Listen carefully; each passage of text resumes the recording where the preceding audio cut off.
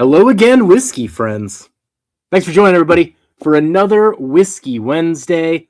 Today, we are going to be all nice and chill, ready to go with the whiskey wheel.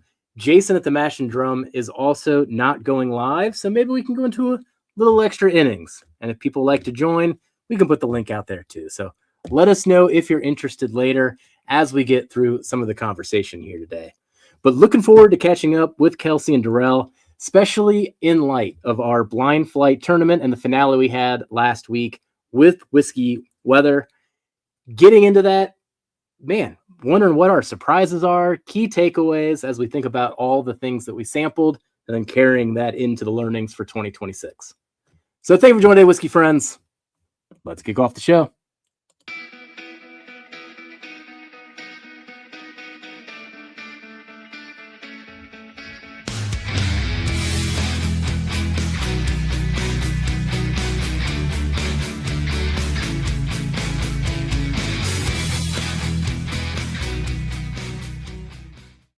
All right. I am kicking things off here with an old granddad single barrel. And I'll tell you what, man, I'm not too into this one. I actually think it's kind of weird and not hitting me right at all. I've definitely made some dirty looks as we've been hanging out backstage. I know those bottles have been a bit divisive, though, with people's opinions being all over the place. Kelsey, what do you think of your old Gran 114 as we get into this? So I've tasted two different ones, and I got another one on the way. So one was very on profile, old granddad, just a little bit more oomph to it. The other one was completely off profile, very fruit forward, very dark, very rich, which was really good. And so I know that I'm hoping the other one that I'm getting is the same one that Jason tried from Mash and Drum, because it sounded like all those cola notes and everything. I really would like that, but we'll see. But they're kind of all over the place as far as the people that I've talked to that have tried them. And then the other one that I've tried recently, we can talk about a little bit, that I'll do a video on, is the Bernheim 20th anniversary wheat whiskey, 10 years old. So I tried that Monday night for the first time, and it was very, very good. I was very impressed with it. It's not like that barrel proof. The original barrel proof I had, the very first release, was kind of like a Snickers. This is actually more in depth. It's got way more flavor profile nuances to it than the original release. So I'm looking forward to doing a review on that and kind of telling you guys about it. But overall, I mean, the packaging is great. It's a solid 10-year. It's under $100. It's priced where it should be. I think it was $89 for a 10-year wheat whiskey. So can't complain on that. But yeah, the single barrels of the old granddad were kind of all over the place as far as the people that I've talked to. So hey, at least it's not a 16-year and they're trying to charge you like $300 or $400. So I can say that that's a much improved product. That's a good point there. It was $58. I think what's disappointed me on this particular one is it's like everything I want on the nose, and it's everything you just described. It's got the oak, it's fruit forward, it's got that profile you expect. And then I take a sip of it and I'm just like, ugh, every time. I'm going to suffer through it anyway here. All right. Darrell. Now I know what to look for in our blinds when you decide to try to sneak it in the blinds. And we're like, if it smells fruit forward and then is not great on the palate, it's going to be the OGD.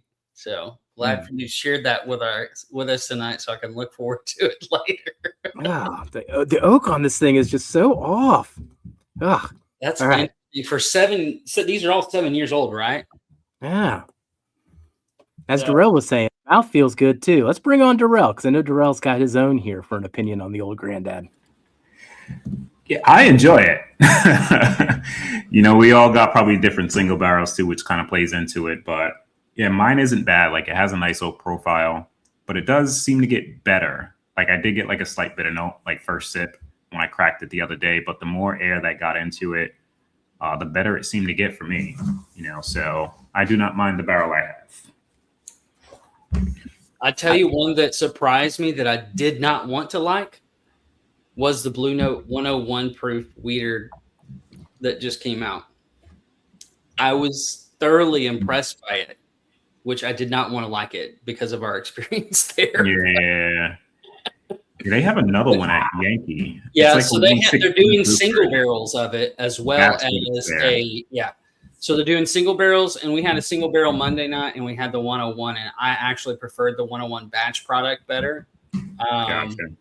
It just had a little bit more depth to it. The one that I tried was from Memphis and Buster's, which is they typically do really good picks. Wasn't that it was bad, it just didn't hold up to the other one. So nice. Well, forgive and forget, Kelsey. Forgive and forget. We'll move on. It's been years. Let's say hi to some people here. Let's do it. You can tell Jason that I'm definitely the same sign as him. We don't tend to somebody does us wrong once. It's hard to get over it. What's up, Smurf? What's up? William, it's good to see you in here. You're first. You beat Top Dog. Yes, you were actually first, William. Look at you. What's up, DJ? Cheers. Cheers to both of you guys. Let's see. Uncorked is in here. Speaking of the Norseman himself. Norseman, you can tell Jeff all about our inability to forgive easily, I guess. I should say. Marty Party is in here. Sugar Kitty is in here. Roger Reese, cheers to you. Our buddy JG. Good to see you guys all in here so far. H, our whiskey note taker extraordinaire, I guess, whatever you want to call him, note giver. OH has some good ideas too. We can talk about that later as well. Okay, I'm sure he does. Eric is in the house. Good to see you, Eric. I saw you say something about the flathead Habano. Let me know what you think about that. I haven't tried it yet.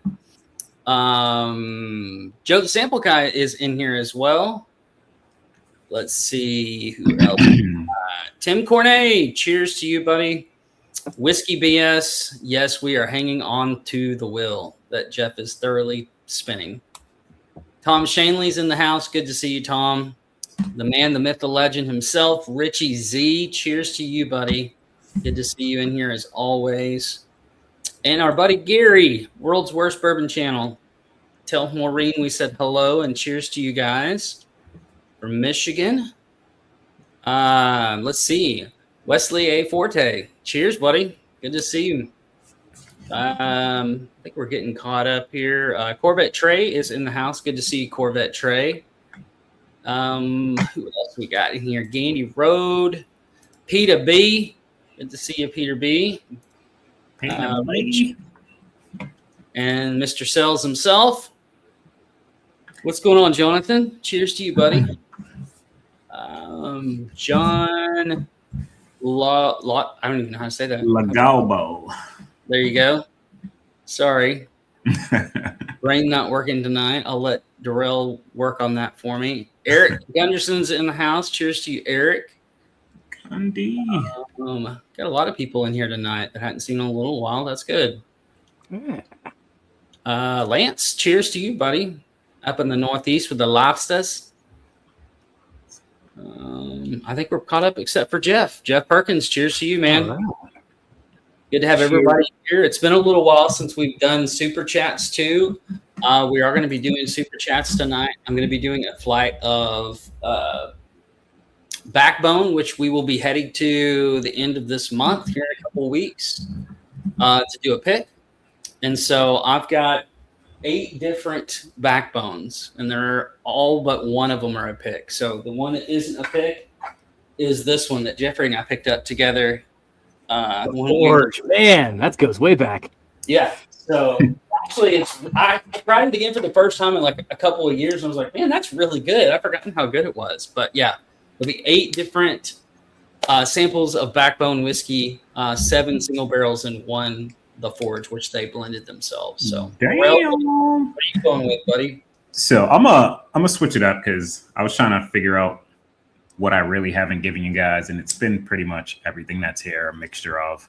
So I'm gonna blend some whiskey, and I'm gonna do like 4 or 5 different blends, and whoever wins is gonna get that. You know, like there'll be one-ofs, right? Because like I've literally done pretty much everything that's here. So I know I haven't really did a blend, or maybe I did, but you're not going to get the same. Who knows? You may blend the next blend again to when you do that for next year. Mhm. You know, He's so getting we'll do that early in- intel. Do you see this, Kelsey? He's getting that intel in early. I see what he's doing. We'll actually include a sample of this year's blend again, which is going up next week for the semis. So still in it. We'll see after next week, though. And then I'm going to put up a flight of recent acquisitions. So these are some of the things that I've mentioned on Patreon. If the wheel abides, I'm excited to get back into them. But I got a single barrel of the Larrikin High Wheat Rye. This is 9 years old. I've got an Old McBrayer single barrel. This one's actually signed by Bill as well. Very nice. And then a single barrel of Cedarbrook. I got all of these from Party Source here too. And then this one is one to talk about too. Ooh. So OKI double oaked. I know the labels, the lettering's not going to show. 5 years in first oak, 5 years in second oak. So it was double oaked for 5 years. And this was only $57 for a 10-year single barrel. Interesting. Talk about what's happening with prices. So that'll be interesting to hear about for sure. So that'll be my thank you. Yeah, top dog. Appreciate it, buddy. Gandy's in as well. Thank you guys. I want to hear more about the double oaked. I know looks like you've already gotten into it. So got a little bit into it over Derby weekend too. More stories with that one. We'll get there. Tom's in for one as well. Thank you guys. Appreciate it. Now, you know what's interesting? There's some updates here on StreamYard to keep an eye on as we go, because the ones that you highlight are turning light gray for me. And then it even put a question mark next to Brian's question here. So I was getting mine at Party Source. I mean, pretty much anything I bought, non-shared pour or seal box, has been Party Source for quite a while here. Like the main place I go to these days. I got mine from a buddy in Texas. That we went to 2 different shops outside of Houston, I believe. Actually, one in Houston, one in Dallas. So those 2 were from Houston, or from the Dallas, Texas area and Houston area, and then I've got another one coming from the Lexington area too. So, Darrell, where did you get yours? I'll throw this in the flag Mine too. came from Lexington. Lexington. Okay, yeah, that's what I was thinking. Yeah. Yeah, I'll put that old granddad in there. Maybe somebody will like it more than me. Not to give anybody whiskey that I don't vouch for typically, but hey, maybe it's better than I'm giving it credit for. So you have to give me an opinion on that if you win it. What's up, Henry Turner? Saw you. Oh, shoot. Saw you pop in. And Josh Fritz as well. Cheers to you guys. Smurf is in for 1. Eric Gunderson's in for 4. Okay, 2 for him and 2 for Jeff Perkins. All right. I'll make a note. Yep. Eric plus Jeff. So, Darrell, any surprises other than you couldn't figure out what one was that you thought it was from the tournament the last week? I was surprised that the new riff beat out the Tanyard for me. And I'm telling you, that Tanyard tasted completely different this time than it that did. in like the debut, dude. Like that's like the biggest surprise. I was like, wait, what the heck? Like I remember it being killer during the flight, but you know, I forget where it was lined up in the original flight. I don't know if it was first or whatever the case was. I think it might have been first. It was first. The first time, and then it was B on the second time around. Yeah, so I think the other whiskeys kind of played into it a bit, because that one surprised me. You know, because I don't remember it tasting like what it did the other week versus the first week. Yeah. But yeah, I wasn't expecting new riff because I forgot that was in there. I knew we had the Tanyard and what else was there? tenured, the new riff, Drum Key, and the Russell's Key. 13. Russell's Russell's. 13. Yeah. Yeah. So I kept getting a lot of age on D, but I totally forgot about Russell's. Yeah.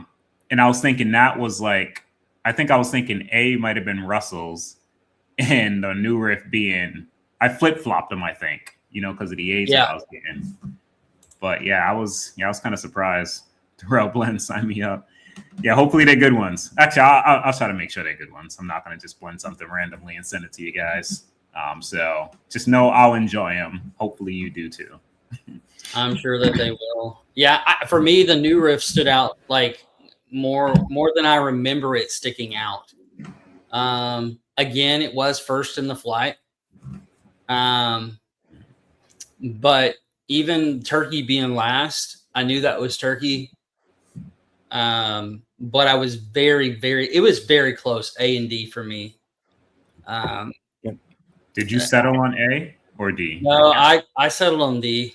D, okay. I knew it was Turkey, and I really he got the turkey. He got the turkey right this time. He's like, I will not fail this test again. Exactly. But I will say that it had such a rich nose and palate combined. Like it was very well balanced and very surprising.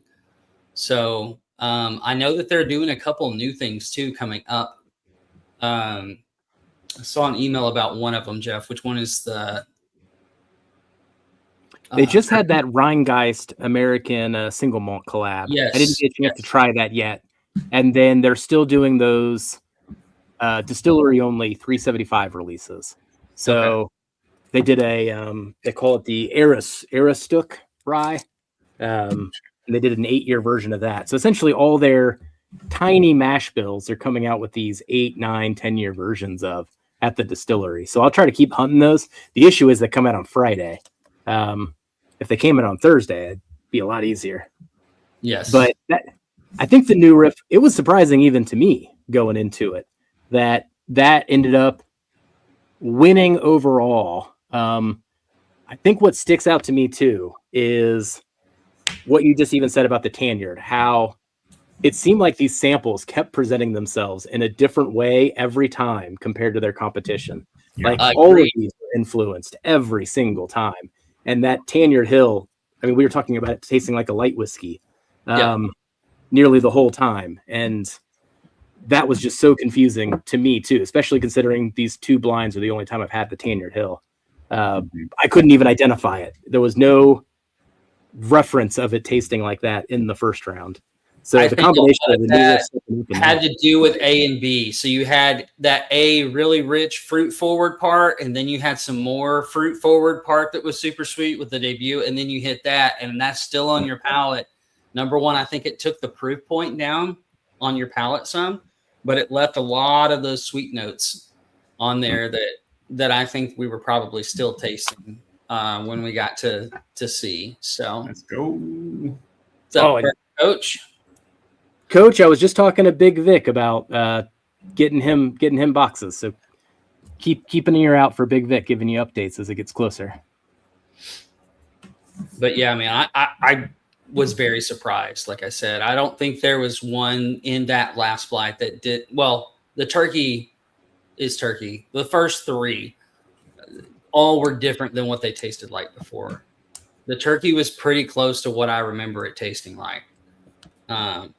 But the first three didn't taste anything like what I remembered them. So, good on New Riff. Definitely don't sleep on New Riff and what they're putting out. Yeah, they got some good stuff. Bourbon and Balls. Cheers to you. Welcome. Jeff, we need to do a blind of the 8-year bourbon and then the 10-year stuff, bourbon and rye, all from New Riff, and see how different it all is from each other. That would be a fun flight to do. That would be fun. I mean, I've got cast strength stuff of the 6-year, the 8 years back down to 100 proof, and then the 10 years up to 120. So they still haven't come up with a cast strength 8-year, at least for the bourbon. Right. Yeah, that would be fun to go through it. And then the Silver Grove could be in there too. I haven't sent you a sample of this year's. Did I send you guys samples of the Silver Grove? In that, I don't think so. Oh, actually, I think I did get one. I'll have to look. I think I do have one actually. Those are still at New Riff, though. At least the last time I went. It's a 6-year cast strength blend, though. That's what those are. It's You really did good. send that to me. I do remember the wording. Yeah. Remember liking it actually too. Yeah. Gandhi said Oh, it's been pretty good. What, $60 too? 6-year? yep, $60. Any good pours tonight? Well, that's a good question. You know what that calls for? That calls for a wheel. Oh, There wheel you go. spin. Yeah. Let's do it up. My glass is empty. See what category we're drinking next, everybody. Let's see what we land on. Oh, A can't see. toast. A toast to your health. So a little toasted whiskey. Little toasted. Does double oak count as toasted? Yes. I think that counts. I think that counts for the OKI. The wheel abides.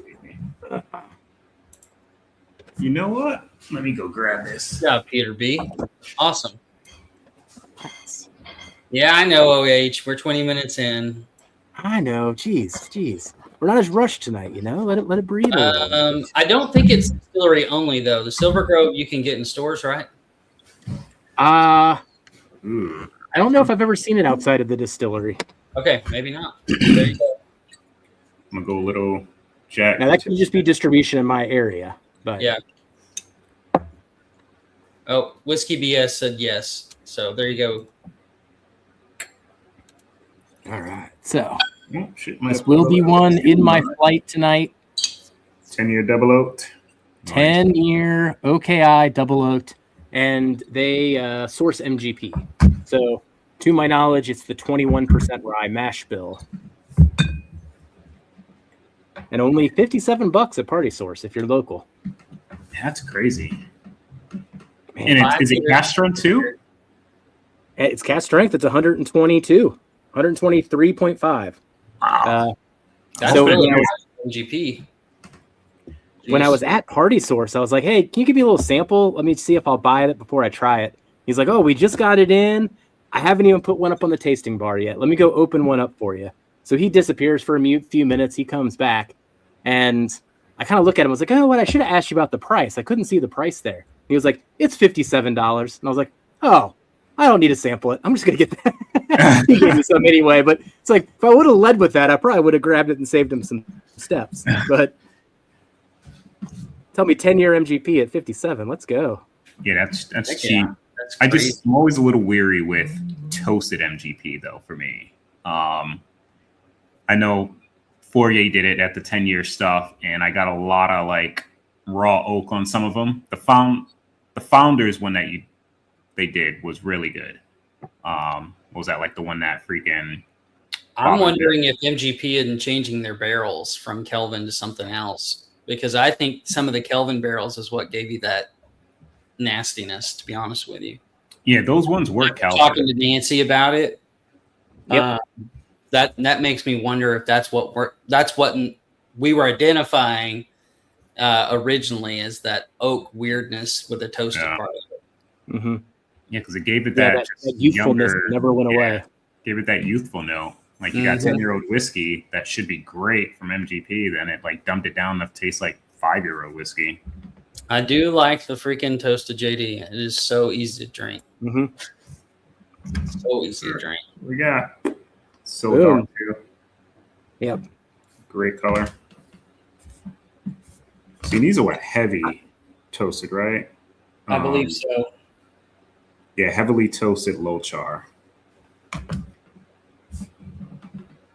I did get some new in Arkansas 7703. All right. So closer to what we picked than some of the other ones. That's a 120 proofer, probably like 120 plus. A 77. No, I think it's 119.3. Oh wow. Okay. So And the one I grabbed for you, Kelsey, 7739, 123 proof. So nice. Very nice. just they a still have handful of those, barrels yeah? off. Okay, awesome. I can't They wait. do, but I got you one too. Okay, I remember I asked. I wasn't sure. I gotcha. But I'll go back. I'll go back tomorrow. Probably see if they got any more. Yeah, I I do did finally get those 4 gates to go on. I do think have they to only. shout out to my buddy Todd. He sent me this. Oh, EJ. The That's the EJ old Curly. school This is the Frankfurt Bourbon Tyler, right? Society. I need to send you guys this. It's Yep. really good. that is really good stuff. that's killer. I mean, you've already gone through it there, Kelsey. Like I got my first sip of that EJ Curly, and I was like, "Woo! You do you, Todd. That's good." Yeah, it's very, very good. Great job on picking the barrels. I don't think that there were very many bottles of this, if I remember what Todd was telling me correctly. I think there was only like 76 bottles maybe total. So it was a super short barrel. So thank you, Todd. When did they do that? At the Bourbon, Todd at the Bourbon Road podcast, everybody. Exactly. Rep Todd. Yeah, just did an interview with Copper and Cass. That was a good one. It was like 50 minutes, man. I listened to that whole thing. Everybody here that's in my group locally is going on and on about trying to find more and more Copper and Cass because everything they've tried from them has been stellar. So I'm like, I know Steven's a madman when it comes to blending. Yeah, we need him to stick around over there for quite some time. Agreed. Yeah, I'll be hanging with him next Wednesday. Be over there bottling our new pick. Sweet. Yeah, I can't wait to see how that one turns out once it's in the bottle. Yeah, I'm gonna see. Actually, I'll try it then too, but I'll see how different it is from the bottle I grabbed when we were there. Okay. It's been pulled, but I think it's still spent like another like month or so. I think he pulled it around April, so maybe like 2 months, February and March. It's a sticker. I love Katie's face in this picture. I know I've had way too much fun with Katie and Ethan on these last 2 stickers here. The only thing that I wish is that you could make out that Dan was wearing flip-flops. That's the only thing that I wish we would have been able to make out. They're there. I mean, he's clearly not wearing shoes. But if you guys know Dan at all, he constantly, no matter how cold or warm it is, it's always shorts and flip-flops. And it was like 30-something degrees, and there was snow on the ground when we got there, and he was wearing flip-flops at the airport and shorts. So that's going to be such a fun pick. It's a maniac. So 10-year, 36% rye, MGP, aged in West Virginia, which makes it very smooth, if you catch my drift.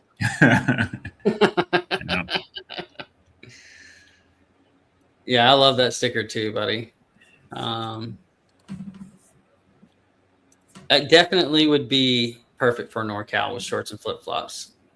Yeah, NorCal. Yeah, but Dan doesn't care. Dan's wearing it no matter where he's at. Snow and slush. I was gonna say he lives in the wrong place. I mean, he lives in Baltimore, so I know it gets cold up there, but it's kind of like Darrell loving his heater and living in the middle of Rhode Island. The heat. I love the heat. My house is 73 right now. Granted, I do got a little fan because it is warm, but the heat's off. But it's like 73 in here, 74. It's kind of crazy. And this beauty is bottled. I don't know when we have a date yet, but 18 years, 44 months in Pinot, correct? Yep. 125 proof, I think. Can't really see from there, but I think it's 25.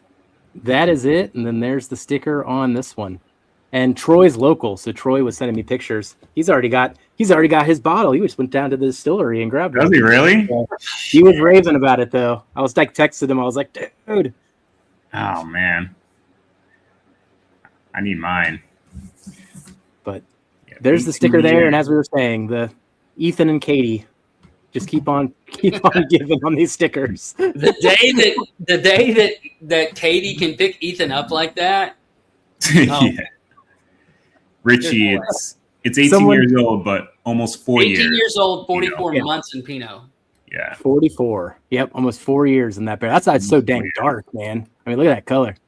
I mean, I'm sure the perspective and everything kind of leads to that, but comparing that color to, say, even the one that I absolutely adore from Trev, that looks pretty dark.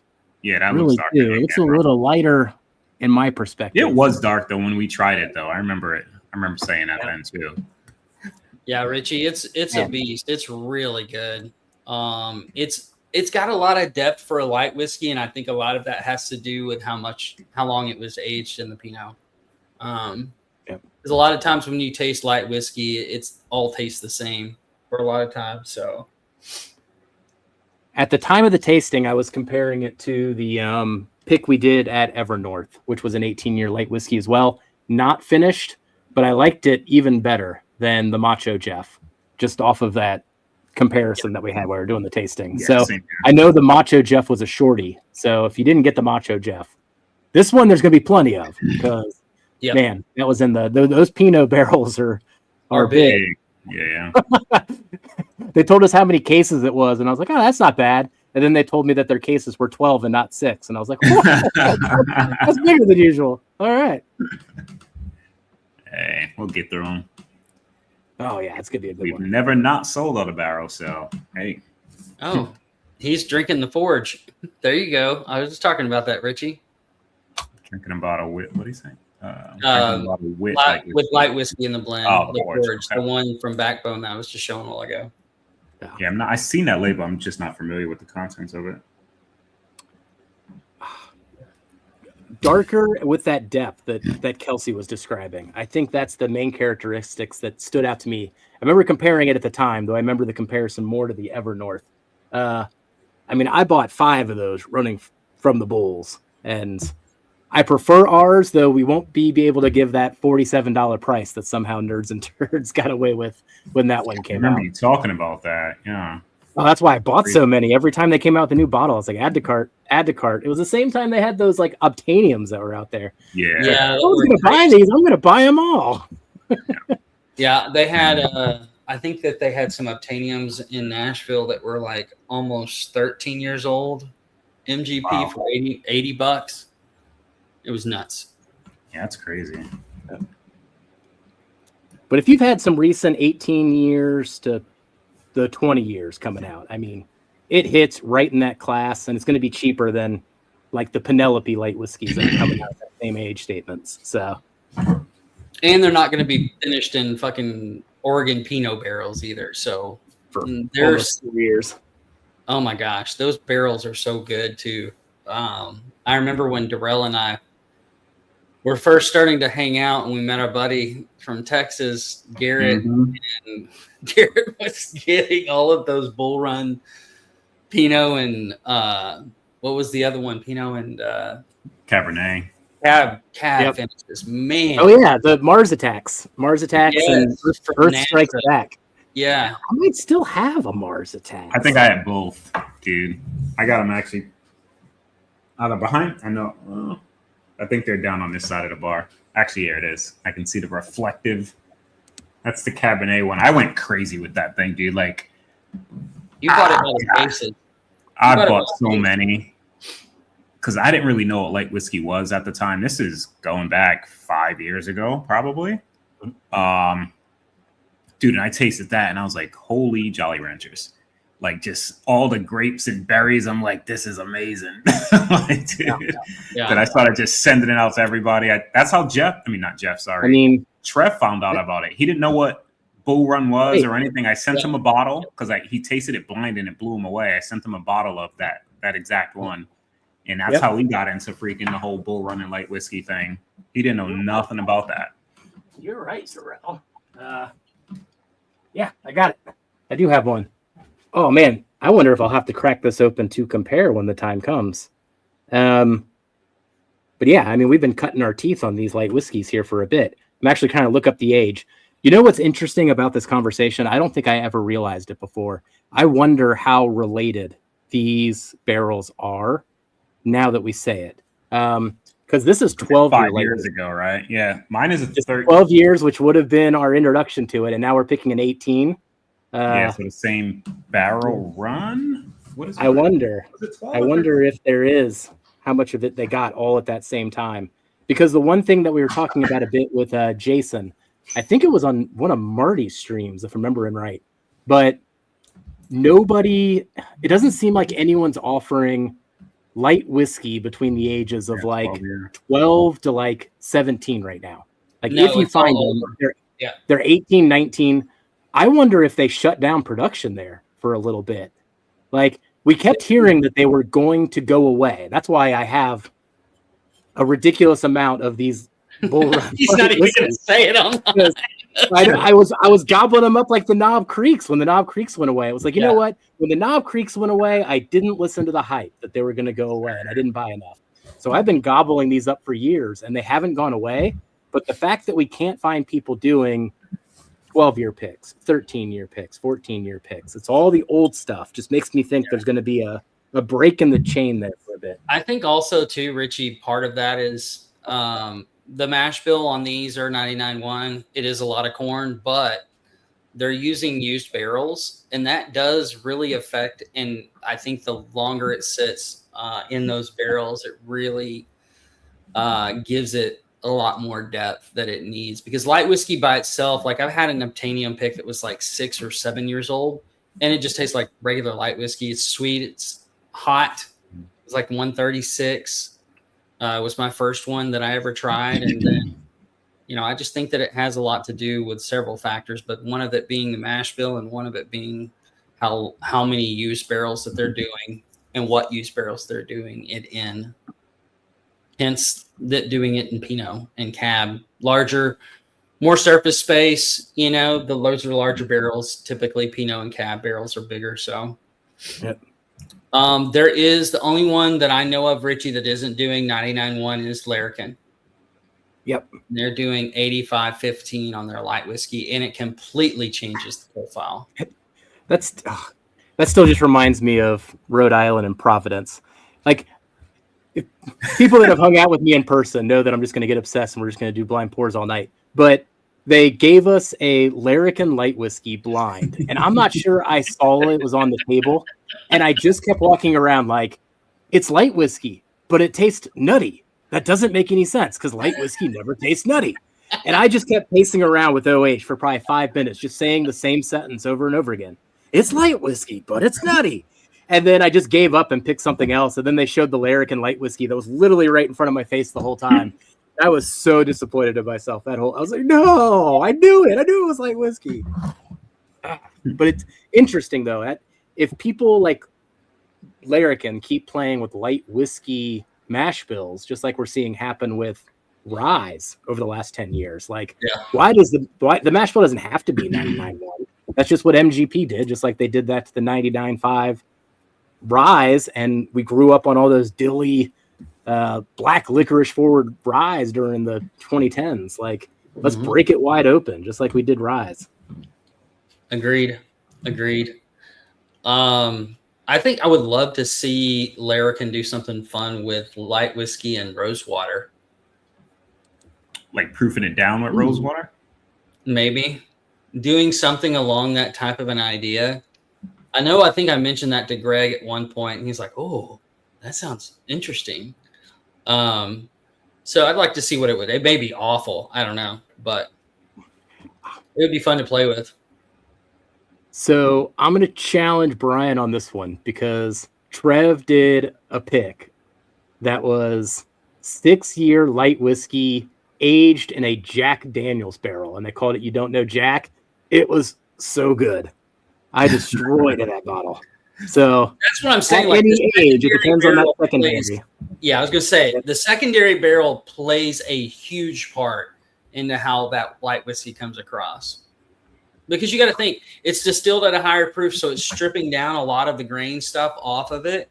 So it's more closer to a neutral grain spirit, which means it's going to take on whatever it's aged in a lot more.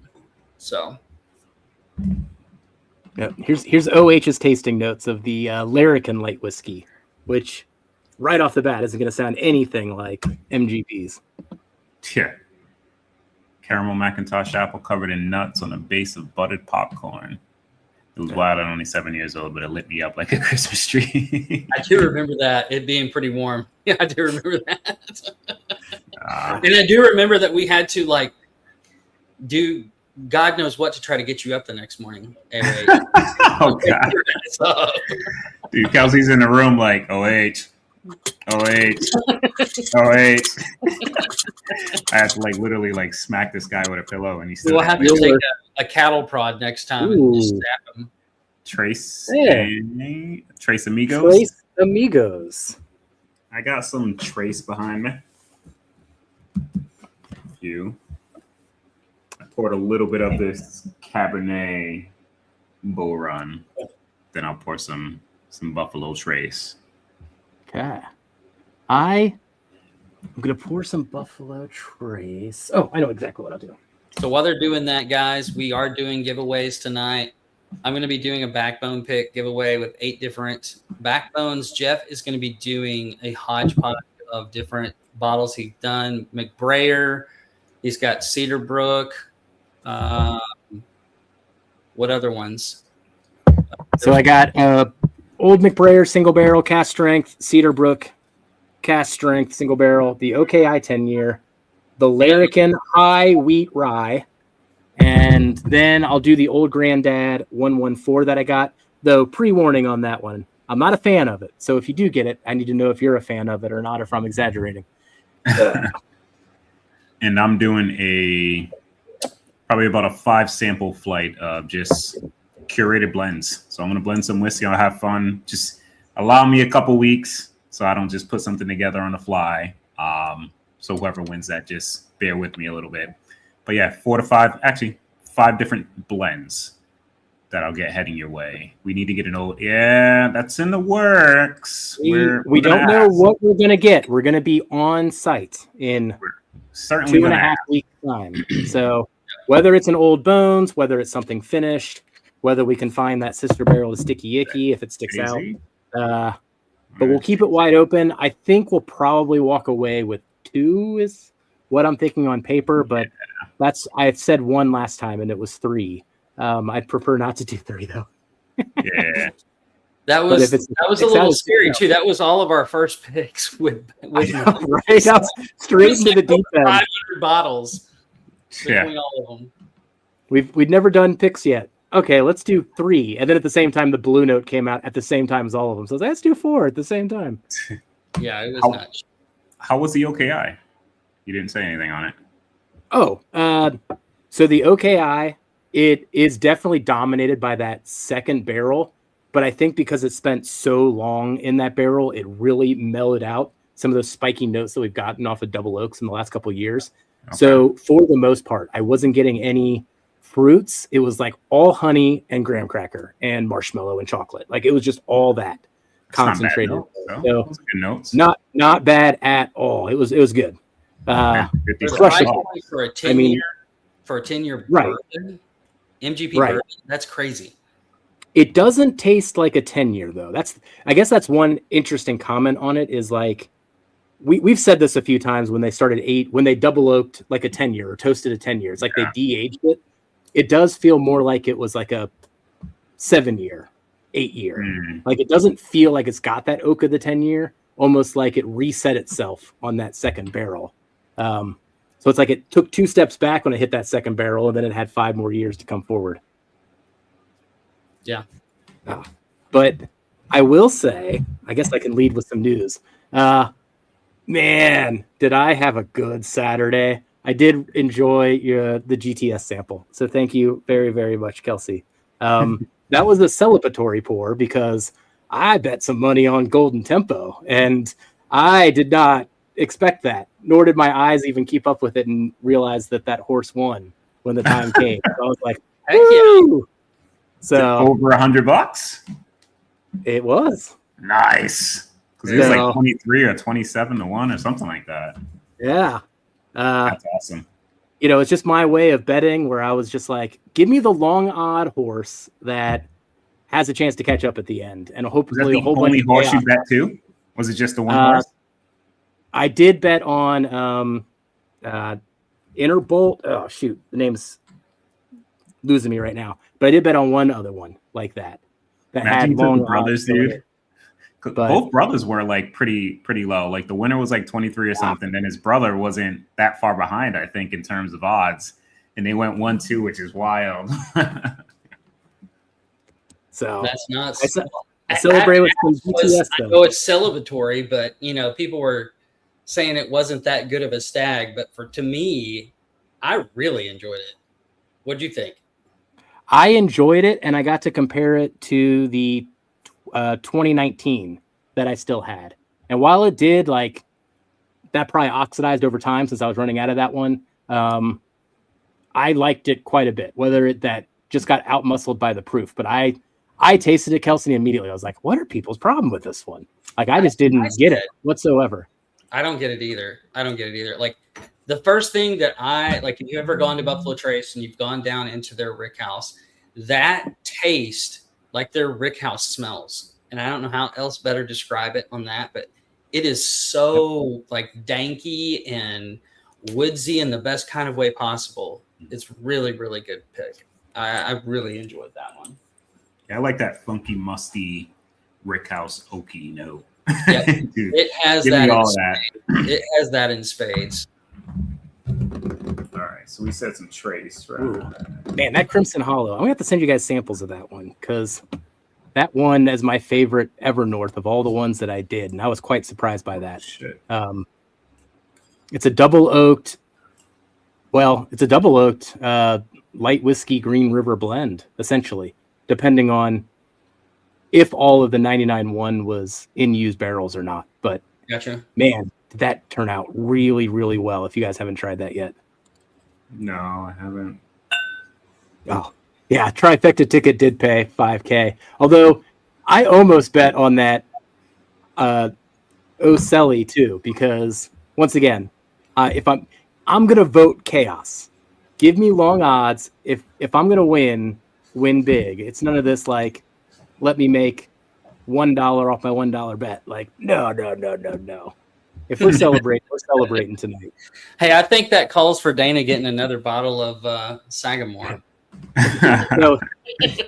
No, Dana's already claimed a water heater, so there's priorities going on. It's like all the water winners. heater, Sagamore. Yeah, let's be clear. There's no fun to be had with any of the money that was won. It's just catching up on things that should have been done a while ago. That's funny. What's up, Lance? Thanks, buddy. What's up, buddy? All right, I poured a 107 pick from Yankee. Okay. That's in my glass. I really like it. See, there you go.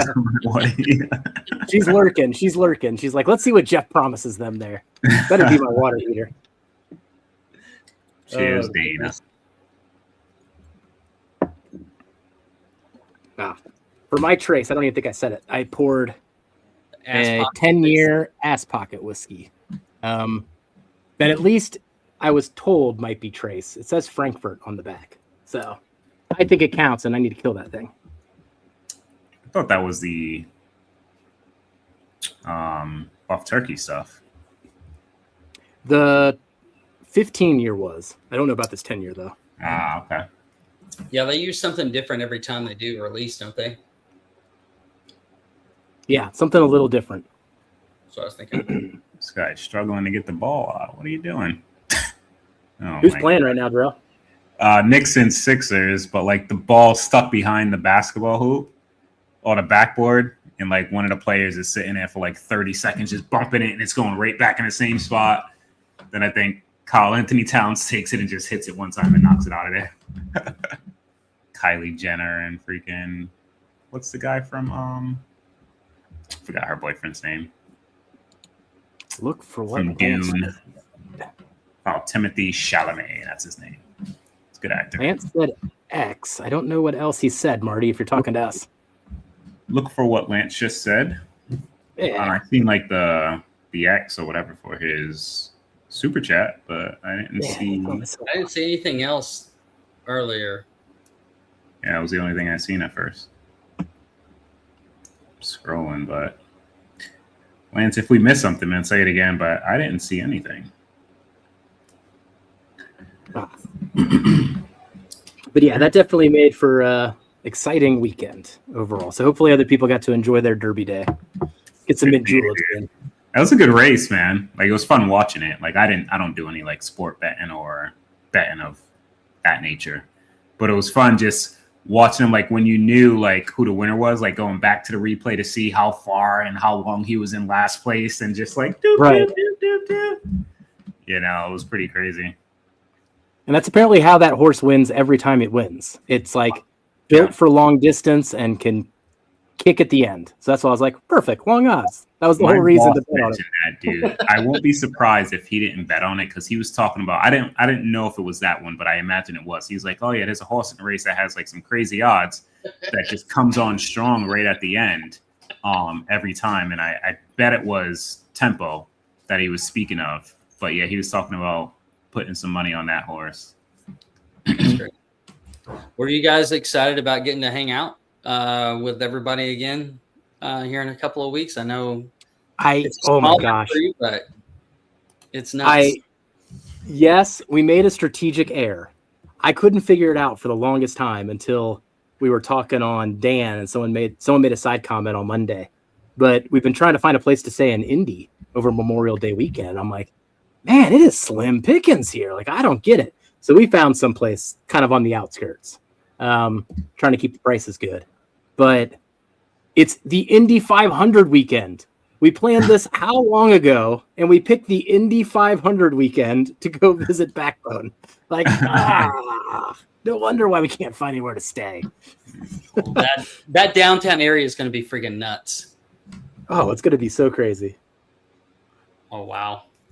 I'm excited for what Nolan's going to pull out. I know that he's been holding back some stuff for us to taste, so I'll be interested, because I know that he's always got something fun in the barrels going on. So yeah, I wish I was able to make it, man. Gotta head down to Florida with the wife. Literally part of that weekend. I think I leave the 19th. It's whatever that Tuesday is, and I come back the following Tuesday. But I'm pretty sure that's because you're going with 22nd, right? Yep. Yeah. So that whole week I'm out of commission. But pick some good stuff, man. I trust you guys. We're on it, and going through this the second time, I now know the first 10 pours he gives me. Enjoy it, but also spit. Yep. And then we'll get into the barrel pick rather than last time where it's like, Jeff was gone by the time we started drilling barrels. No, I mean we found the rye, and then I just sat in a corner and said, "This is the pick. We're fine. We already got it." And then when we got back, and you were like, "Oh, we also picked 2 more bottles of bourbon or barrels of bourbon," I was like, "What?" That was good times. Jeff was a little nappy when we got back. It's like, what did you guys do to me?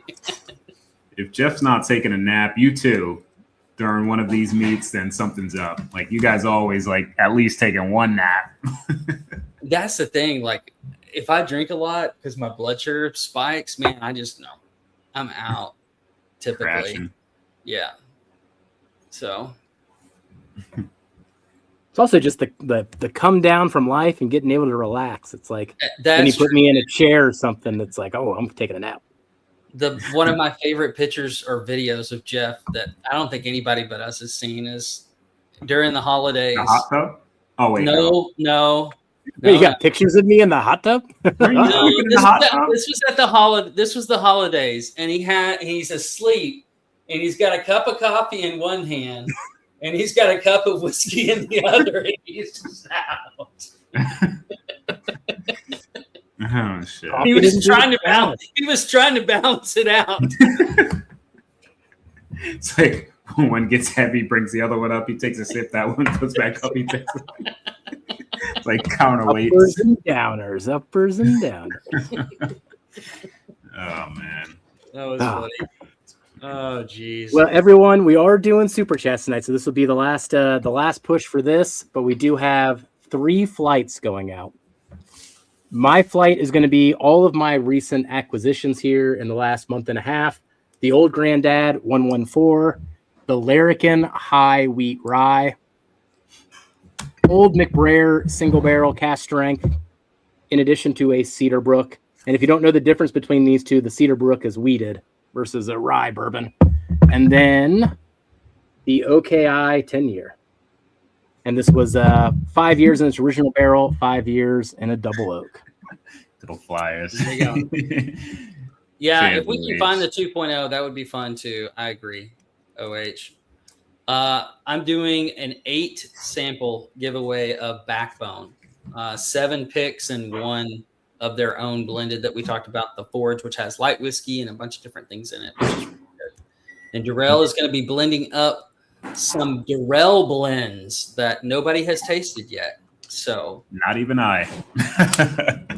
So I'll be tasting it for the first time.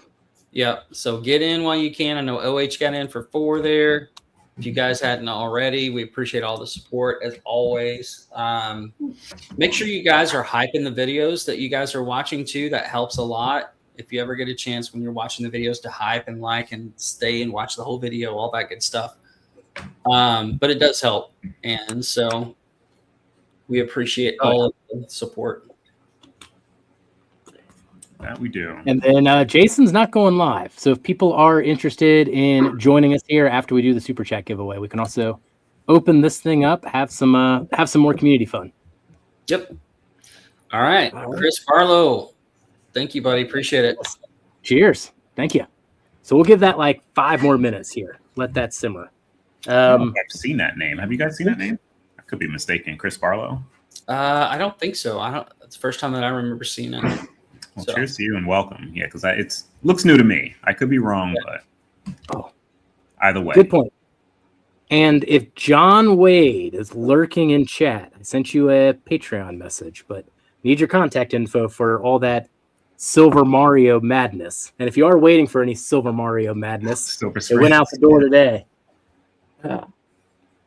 Man, I poured so much. Oh my gosh. That was good, dude. It's like the wheel was going to reward everybody that didn't get Silver Spring. So it was heavy on that, dude. Like why though? This week, I mean, okay.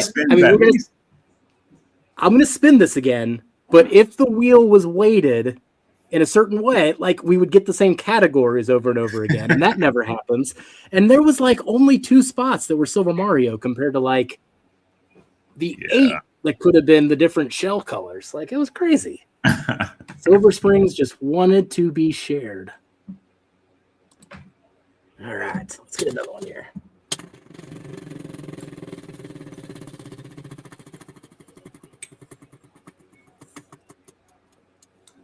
Ooh.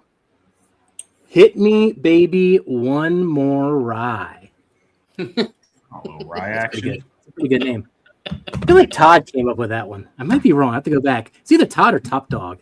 Oh, Tim Cornet's in there. Thanks, buddy. Rye. Appreciate it. Thank you, buddy.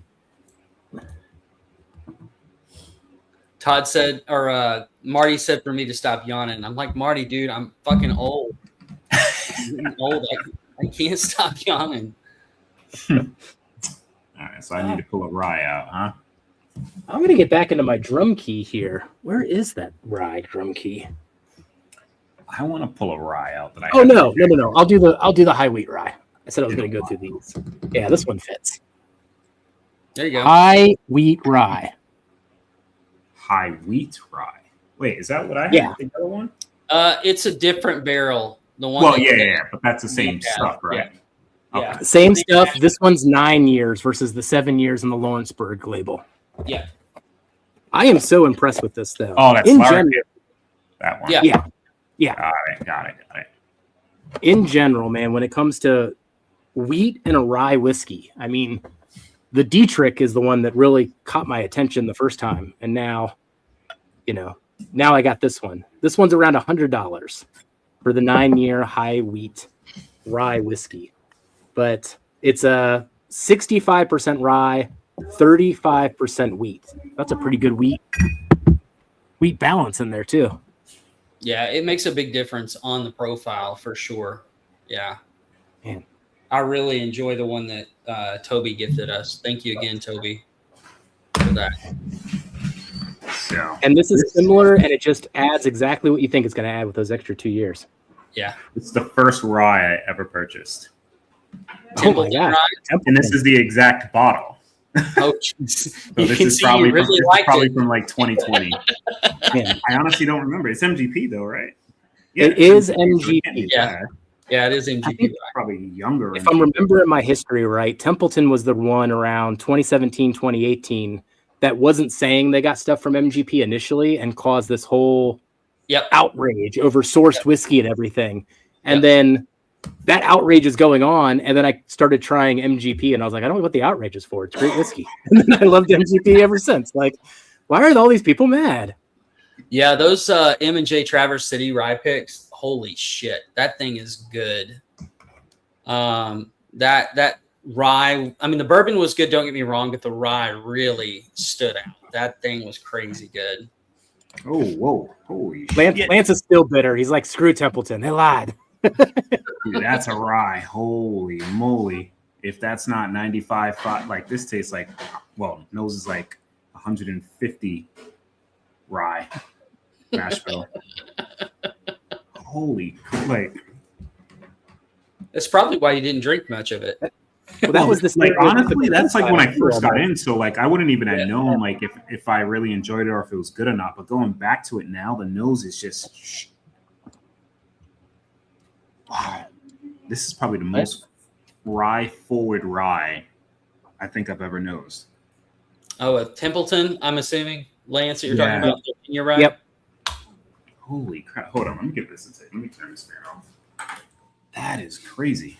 Yeah, the oat on the D-Strict it does make it stand out to me as well, Andy. I agree on that one, buddy. All right, so we're closing down super chats. Jeff's looks like he's working on the wheel.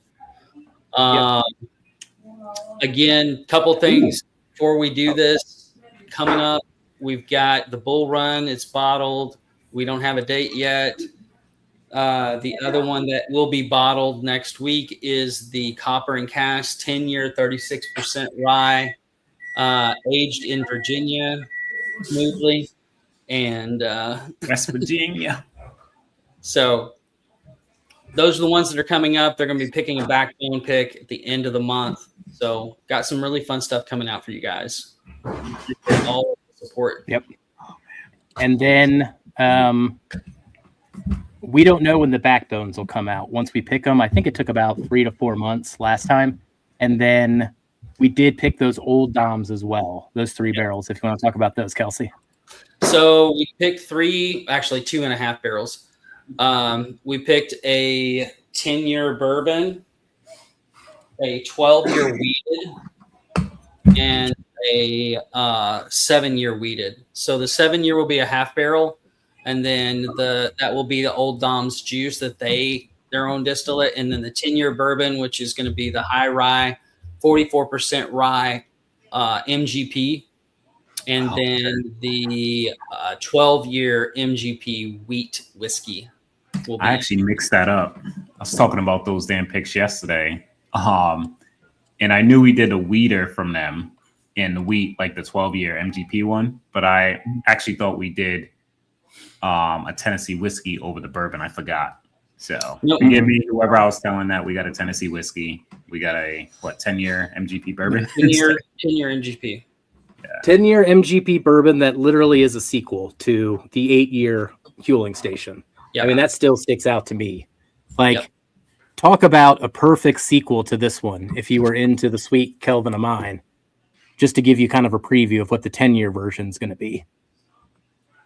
It's just turned up to 11, baby. Oh, ooh, we do have to think about what those stickers are going to be. I think it needs to be some type of play on a double album. So when it comes together, the 2 Huling Stations, but it has to be music related. Use Your Illusion 1 and 2. We could do, since we did Guns N' Roses, maybe. I had that on my mind too. So you and I are on the same page there. It's not necessarily the most interesting album cover to play with. Agreed. To make it funny or interesting, but we'll see. Something like that though. Yeah, I Could be. got you. This is interesting. This is actually from 2019. but I think I picked it up in 2020.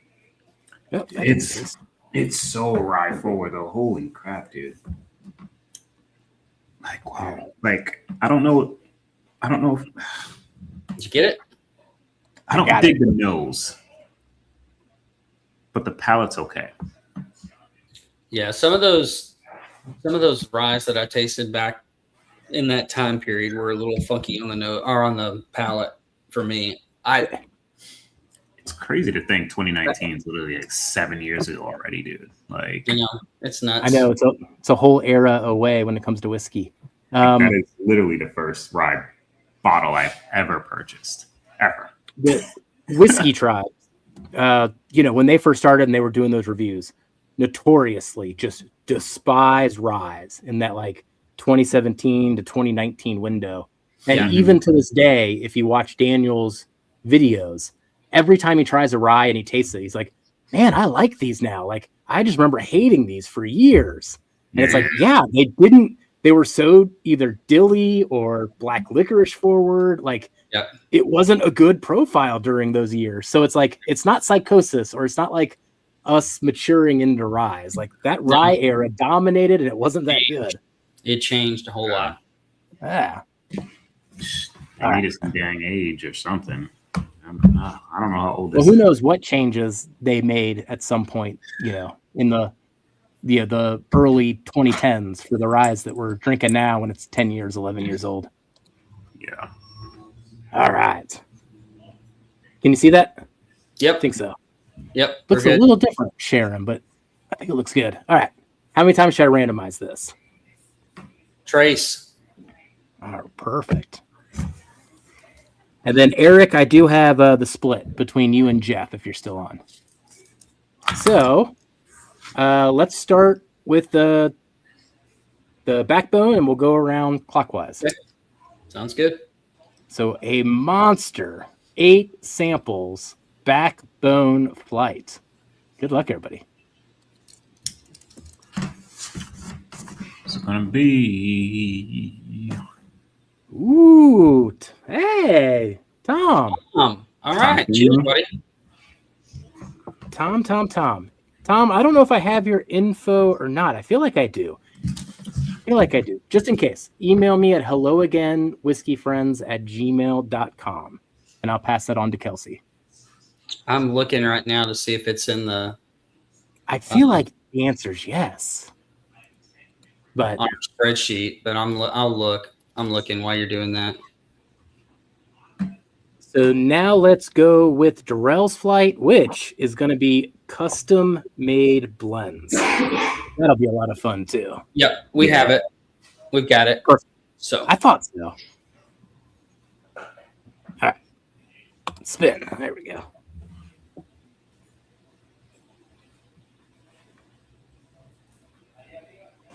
Ooh, Eric. There you go, buddy. All right. Andy? Yep. I got a flight from Eric that I got to do, too. I might actually do that this weekend. Looking forward to that. All right.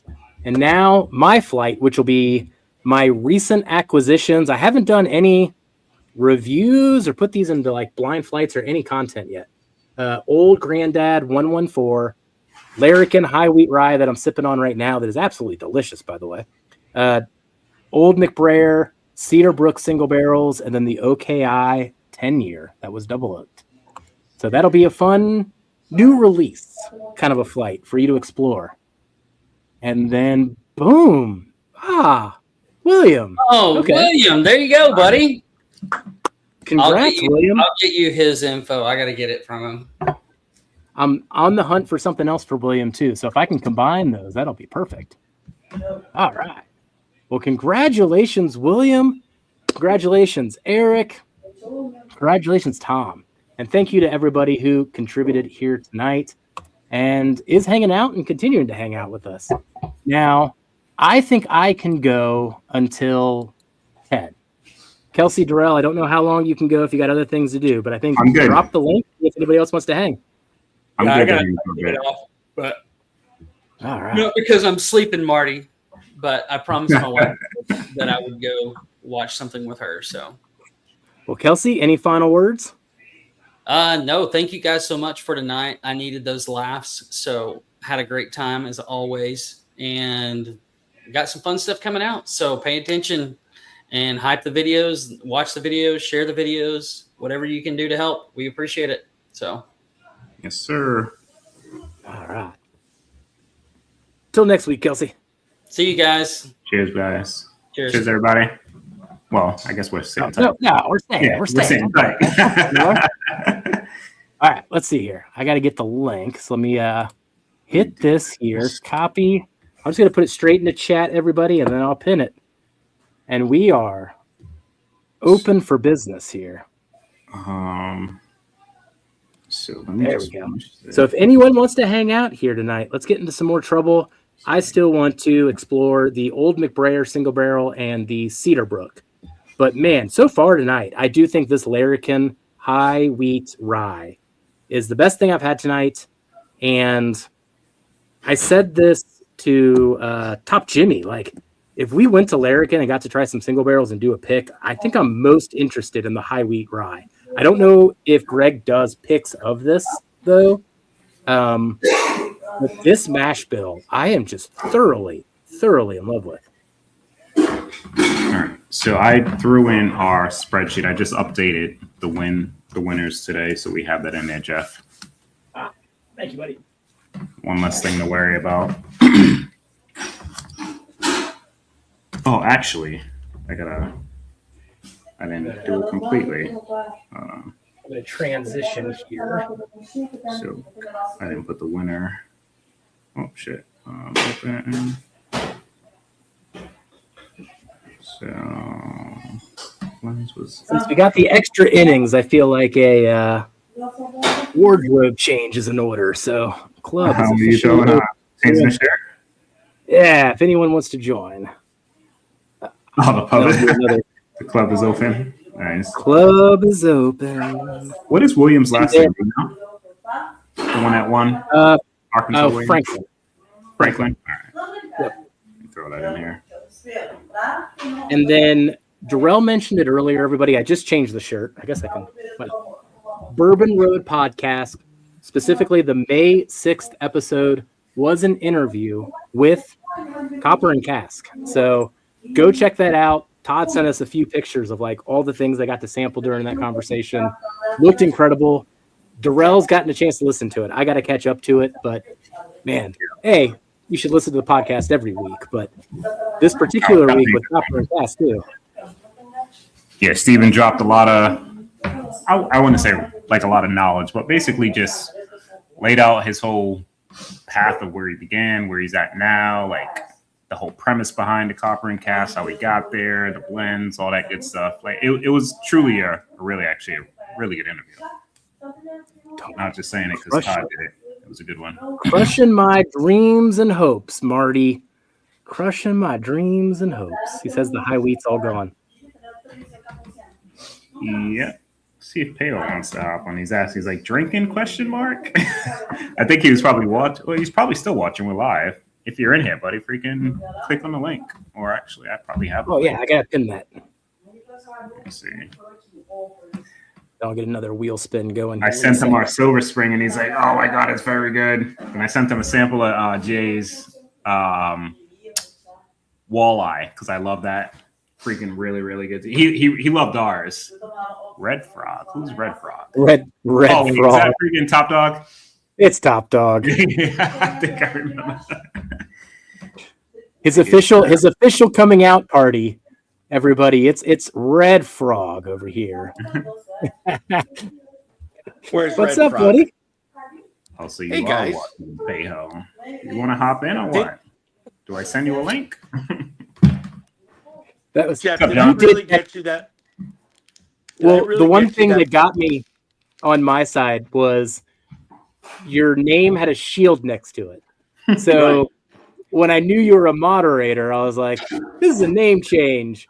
And then when you still click on the profile, it comes up with your real name. Oh, man.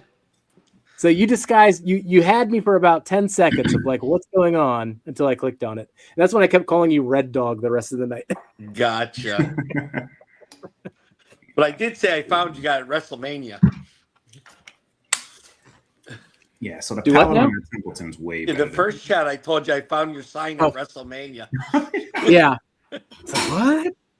I wonder. At first, I was like, "Is this another egg roll situation where somebody had a sign? Right. Like, what's going on here?" All right,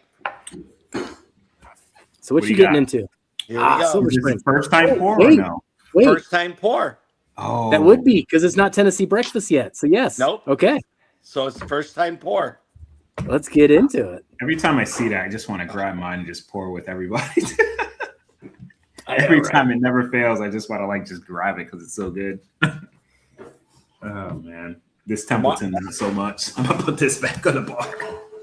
Tomorrow, our fourth Elkwood should be arriving at the store. So, what's this one year wise and whatnot? This, I think, is a 9-year This OZ back. Tyler. Okay, so that's what you had. No, was the last one a 9-year Burton? Nope, we had the 18 Barton, 9-year OZ Tyler, and a 15-year Buff Turkey. That's right. Okay. And this is the one that Mr. Ritter was on All right. with our regular crew. Nice. Wow, this smells good. We need to get Mr. Ritter on a pick, Darrell, now that he says that out loud. Todd Well, has not been with us on a dude. pick. Well, the thing is, Rip. I mean, you guys were all at Copper and Cask, so I had to steal your main guy. Actually, that's fun. I thought we actually did have Todd on something. Wait, really? I don't think so. At least not one of ours. What picks have I done with Todd? I think I did a roses with Todd. Is this the highest proof out there It for is. their products? I think somebody 100 did for 129. Hmm. Maybe Adam. Somebody within our like group, because I know they mentioned it. I remember 129. I was like, oh shit, because I thought ours was the highest so far. But somebody has a 129 proof. I'm not sure who. The 126. That's probably still a good one. at the time we picked it, it was the highest proof barrel they came across. So Yeah, I was going to if say one I've of them, never seen if one of them high. came up after, Let me get you in here, Mr. Pejo. yeah, Pejo's there. What's up, buddy? What's Cheers, going on? man. Cheers. How's it going? Cheers, sir. What shenanigans are you guys up to? Same old. Silver Springs. Yeah, I poured a little bit of the Silver Springs. What do you have? Silver Springs and a walleye right there? I can't hear Red Frog. I might have messed up the chat. Yeah, If you can't hear somebody, I recommend just refreshing. That usually seems to fix it. But sometimes, say something again, John. I'm still here. yeah. You're still there. You're good. It's the Apple Um, dude. He's on a Mac and it does that freaking like you need like Chrome. My iPad does it all the time. Yeah. Yeah, a couple Freaking- people. That happens Yep. a couple different ways. Yes, because he doesn't have an Android. Android don't have any Oh, issues. be quiet. Be quiet. But Can you hear cheers. John now? Cheers. Yes, Cheers. I can hear you. All right, perfect. Let the shenanigans begin, and let's see whose walleye is better. I think. Oh, yeah. Oh, that's what you're doing right now. Yeah. This is Oh. Oh, you That's- should have did it blind. I'm You're not. gonna have I know some I bias should, because you but- loved ours so much. You're gonna have bias. all right, let me put outside. Hold on. I'll be back. Label them or something under it it's to a- mix them up. Get some stickers or something under it.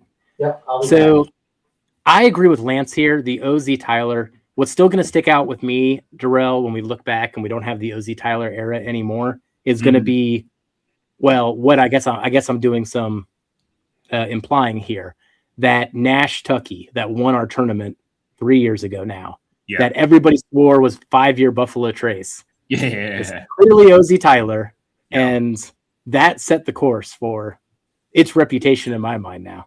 Is it? Yeah, That's It's funny got to too. be. We just talked about that. It's got to be close to getting done. So Mhm. what year, like when we say OZ Tyler, because I know it's Green River, like what years was OZ Tyler versus what we're saying. 2016 to 2020, I think is the era. If I've got Is it there right. any different? Maybe it was just 2 difference years. in the distillation process or mash bill? That I don't know. I'd love if anyone's got any knowledge of that part of it. Like, what did they change in that switch over to Green River? They were experimenting with so many different mash bills, though. I wouldn't be surprised if it was a different mash. It's got to be close, though. It's similarities, man. Like you taste those 5-year Nash Tuckies, right? Like you still get those berries. It's not as bright. So those are a little darker, I would say, than the Green River single barrels that you have now. But I don't know if you have Big League Bourbon's pick. Too high of a proof. Green River is dark. The one from Rockland or whatever it is. Like that's a dark, way different profile. Not like peachy or apricotty like ours or bright. Super dark. And it kind of reminded me of the Nash Tucky slightly. But there are similarities between what's coming out now versus those Nash Tuckies. But those were like just crazy. Like, how is 5-year whiskey that good, dude? Like, it was freaking mind-boggling. Mind-boggling. Did you mix them up, Heyo? Yep. Don't know what. Are they labeled so you know? Yeah, labeled. They're labeled. Okay, cool. You drank probably enough of our pick to probably tell which one's what, but we'll see. We'll see. They're close, though. Like, don't bias them. Let them explore. No, I'm just saying they're close. He already knows my opinion because we chatted about it, but my opinion's not going to sway him at all. Yeah. They're both really good, though, dude. Like, those are like Silver Springs. You see a single barrel, you buy it. Like, some are... I can tell right off the bat, I feel like. For some reason, it's like Jason's, I feel like, hits a little bit harder. It's like there's more on the front palate. It just, I don't know. It's weird. I can't. And that's probably our pick now.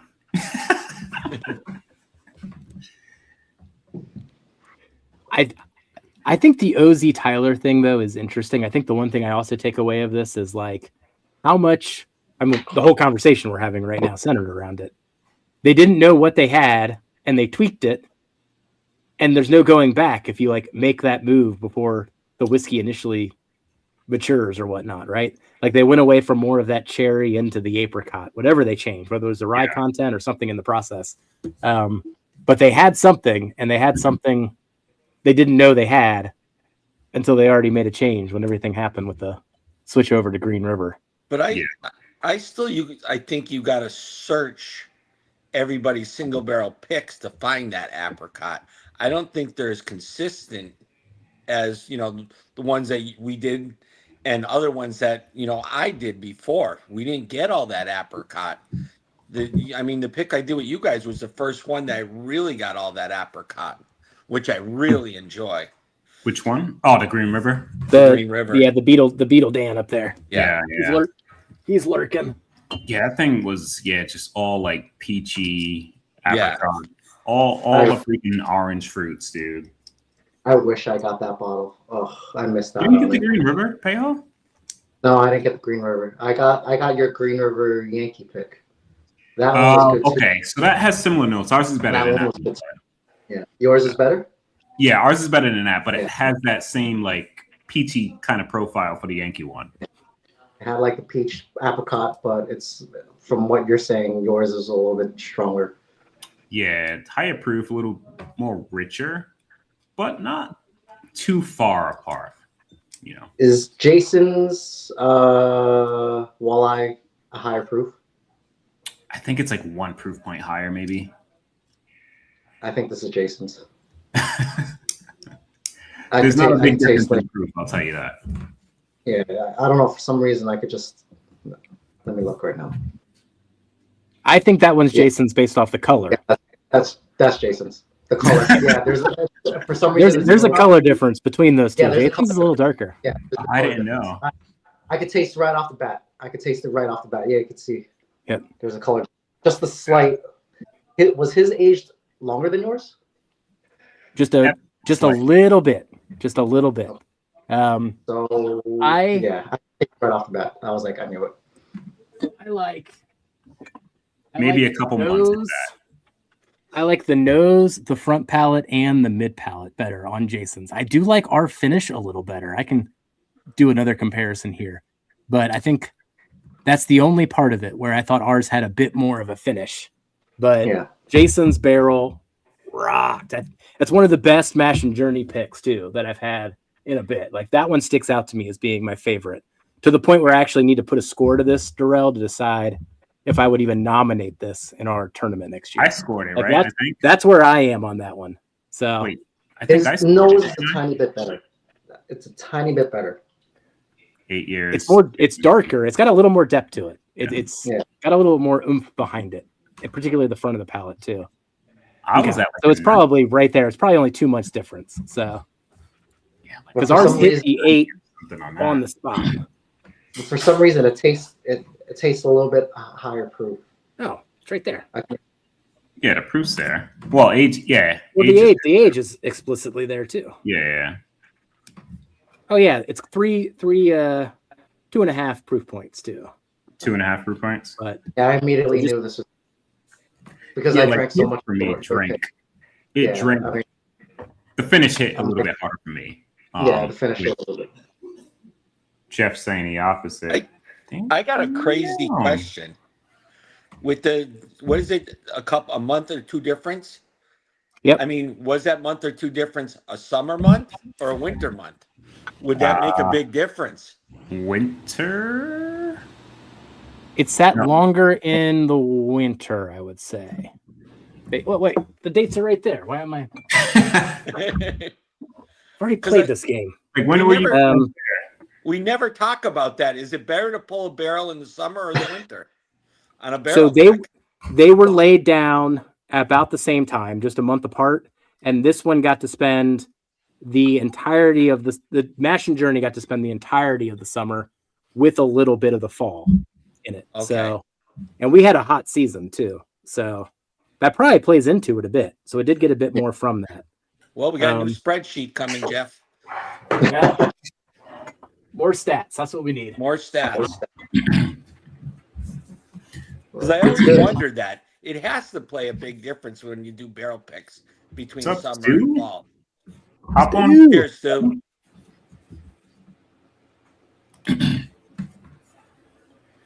We got another like 30 minutes or so in us. Not going too long. Well, that's why I jumped on. I was afraid it was going to be too long. No. We never go. Nah, we'll keep it. We'll keep it easy here. Kelsey today? It's good to go extra innings, though. You know, got some room to breathe. Kelsey's not feeling too well, so he was kind of hanging out through the live. Then he got some Mandy duties, some wife duties. I'm on rinse and repeat, of course. Yes. Who said that? Was that Lance? I think earlier. That Lance? Isaac. No, Fufu? that was Brian. Oh, Whiskey BS. I mean, listen, you can't go wrong with the walleyes. These are probably by far one of my favorites. The walleyes are Which great. which one is your favorite though? No offense, if it's not ours, which one is your favorite? Jason's just by a little bit. Yeah, absolutely. immediately- Ignored ours too. I immediately knew. Yeah, listen. If I didn't have a backup, if I had a backup bottle of your walleye, I would have needed to finish that one. But too bad I don't have a backup. Do whatever.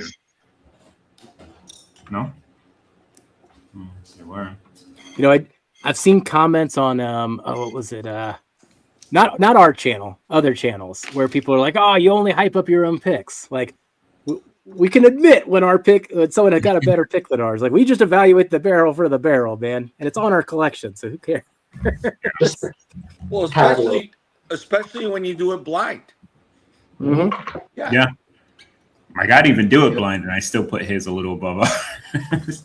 But we're all honest. Like that's, you know what I mean. That's us. We're gonna tell you what we truly think. So, But yeah, both of these, it's a little bit. They're close. You know what I mean? I love ours. I think ours scored like a 90. Then I think his scored I think I scored theirs. If I didn't, then it probably scored like a point higher or so. But that's a 90. That's a 90 whiskey for me. I know for sure. Our picks, the Silver Spring, definitely all 90s. Like just crazy. I was telling Darrell the other day, I had a bourbon share at a distillery, kind of upstate New York. It's called 10 Mile Distillery. One of the guys brought a walleye pick as well. But these two are definitely better. Because what was it? You said you were part of that club? 10 Mile? No. No. Bourbon Hope or... Oh yeah, they had the Barrels for Hope. Somebody at his meetup had the Barrels for Hope walleye. Yeah, I used to be a part of that one. Then they switched over and they left Patreon, and like I kind of fell off being a Patreon or whatever they are now at that point. But they do really good picks. It was good, but these two are better. Yeah. These two are definitely better. But the good thing with the walleye, right? Like you're not going to get a bad one, which is great, right? Like you could buy every single barrel and they're going to be good. It's just some are going to be elevated. Like the Silver Springs, you're not going to get a bad one that you're like, oh, this is terrible. But you're going to get some that you're like, oh shit, this is better than the other, So it's like you buy them blindly and you're still. I'm having issues. Hang on. You're Sound good. good now. Hey, JG. I'm going to try something else. Hang on. I'll be back. His audio, he's probably on a Mac too. I think he's on his phone.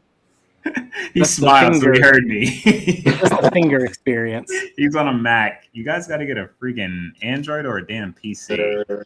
Your Silver Springs killed at my bourbon share, as well as the Lostman.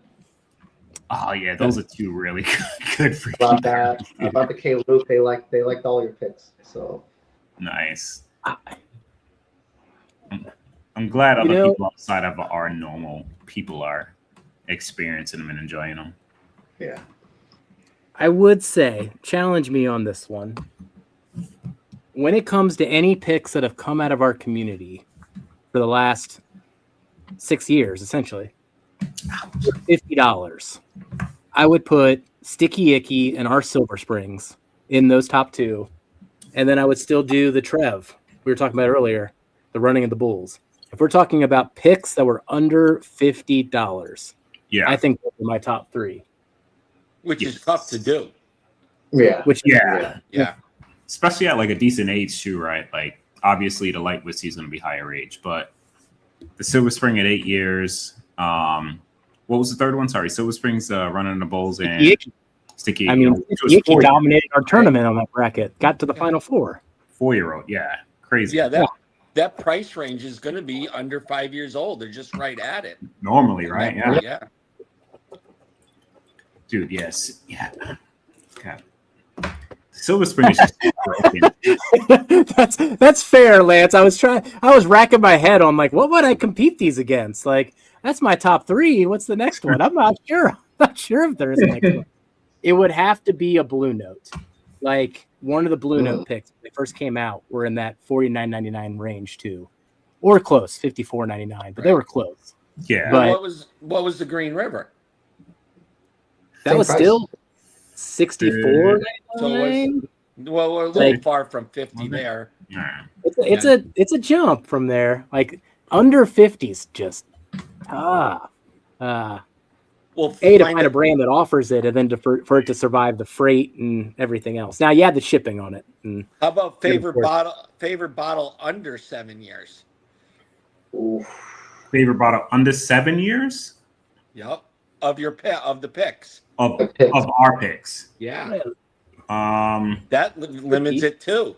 Wait, so it can't be 7 years. It has to be under, right? Under. Yeah. Okay. So we haven't done a lot of young stuff. No. That's still the the thing. Sticky. Sticky. I mean, the boot clapper sticks out too, being a rye. And the Hard Truth. I guess you're going to get into rye territory if you word it that way. Yeah. Probably what's going to happen.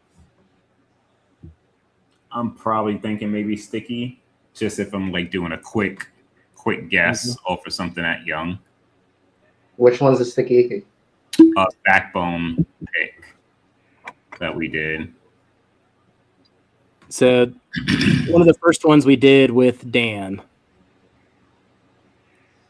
I don't think you tried that, Mayho. Sticky Icky. It's only 56 months. Damn, that's So young. 4.5 years old. But it was It's tough. aged in a barrel from a wine cooperage rather than a traditional whiskey kind of cooperage. So makes a little bit of a difference. It's more akin to those experimental Remuses that are out now. But it was a younger version of it. Let's see if we got you now. You good? Yeah. over here? I think I figured it out. Got it? Yeah. Got yourself Yeah. an Android? No, no, maybe. No, I think Is that I think Chris in if the I had my background I think it's because I had my NordVPN on. It was screwing with it, but whatever. Oh, jeez. That's funny. You sound good So now. you like, so you like the Remus Experimental 1 more than the 2, right? One was wait, the 2 was the We weeder rated one? them pretty darn similar. It was the- Yeah, the two's the weeded. Okay. They haven't released that in New York. I wasn't that high on it. Like the first one was okay to me. Actually, they were both okay. Like I don't know. They didn't like wow me like it wowed everybody else. Personally, I got but both at like an 87, Darrell. So that's pretty high for you. they got there in different ways, but Yeah. I think I like Experimental 2 better than 1. It's a flavor bomb, but it's so That was vastly bad. different. Vastly different stuff. 4 different finishes or whatever it was, right? Yeah, a wheat whiskey with all those ports on it. Like, geez, port and sherry. What are you getting into, JG? I just started off with just a 1792 foolproof store pick. It's a cherry bomb, so it's really good. So Nice. to start with that. Only drink. I have a couple tonight. Just want to come on and say hello to everyone and see how everybody's doing. You ready for Been a next while. week? I am. Since you both have clearly sabotaged your relationships with Jason, I'm ready. I know we just keep digging. You know, I mean, Jeff realized last night telling, hey, you need to do Ambriana and something else. Can't remember what it was. Umbriana and honey finish. Come on, everyone wants. Yeah. I was like, oh, that's it. That's know. it. He's marking your guys' We're stuff. putting drum key last. Let's ignore the fact it made the final 4, but put in the drum key last. Yeah, I mean, there's And then- not a reason that I decided to come on wearing my shirt, but whatever. you know. Trying to get Oh those yeah, I bought no brownie points recently here. If he remembers what my pick tastes like, I'm gonna get sandbagged right off the start. Yeah. Oh, no, it's gonna be fun. I'm gonna be nervous. We'll probably have a watch party or something. Oh, yeah, I know. It's good. Yeah, it's good. That's gonna be crazy. I just wish it was. I just wish we either had it today, tonight, or last week. That would have been nice just to get it over with. To be honest. Who else is with us? So It's Dan, me, you, Dan, Mark, you, Eminecker. Dan, Mark. and Miro. That's And 5. Is there one more? 6. I think Miro. that's it. I think that's it. Yeah, me, Jeff, JG, Dan, Mark, and Miro. Yeah. What a fun Dude, lineup. it's gonna be. This will be. I think this will be the first time where I personally know and had multiple conversations with everybody in the lineup. Every single person in this bracket, in person, giving them hugs. All these things. I mean, it's definitely. I was like, when I finally figured out. Oh my God, great! I was like, just all of us. I was like, oh, that's not good. That's not good. I would like some of us to be represented on the other side, so we'd have a better. I would rather meet you guys in the final 4 than this bracket. Dude, yeah, this is a tough bracket, dude. Tough. Yeah. My bracket last week was freaking I think I was the only one that had 7 freaking samples. He throws me into the one that has 7 blinds instead of 5 or 6 like everybody else. So I'm like, yeah. So I did. He was toying around with last week. Wasn't he toying around with adding a wild card, so there would be 5 in the finals versus 4? There's going to be 2 wild cards. He always does that. He always does a wild card and throws one. Yeah, but I wasn't sure if he actually picked a wild card from last week or not, or did he accidentally? I can't remember. He picked. So one. he did, and then he revealed it, and then he felt bad about revealing it because he got excited about seeing what was. Oh, in that's it. right. That's right. So I don't know what he's going to do. What was in it? So I mean, so if you think that way, then I mean, basically, I have a 50% chance of making it to the finals, I guess. Wow. Like we got a good chance that it's one of us, Yep. right? Yeah. He's going to purposely give JG the best shot by giving him the pole position in the blind flight. That'll be the No, that'll I be the cannot be. I don't want to marketing be dollars. A. I won do. this last time with D. I want to go back to being the D. So I want to be A.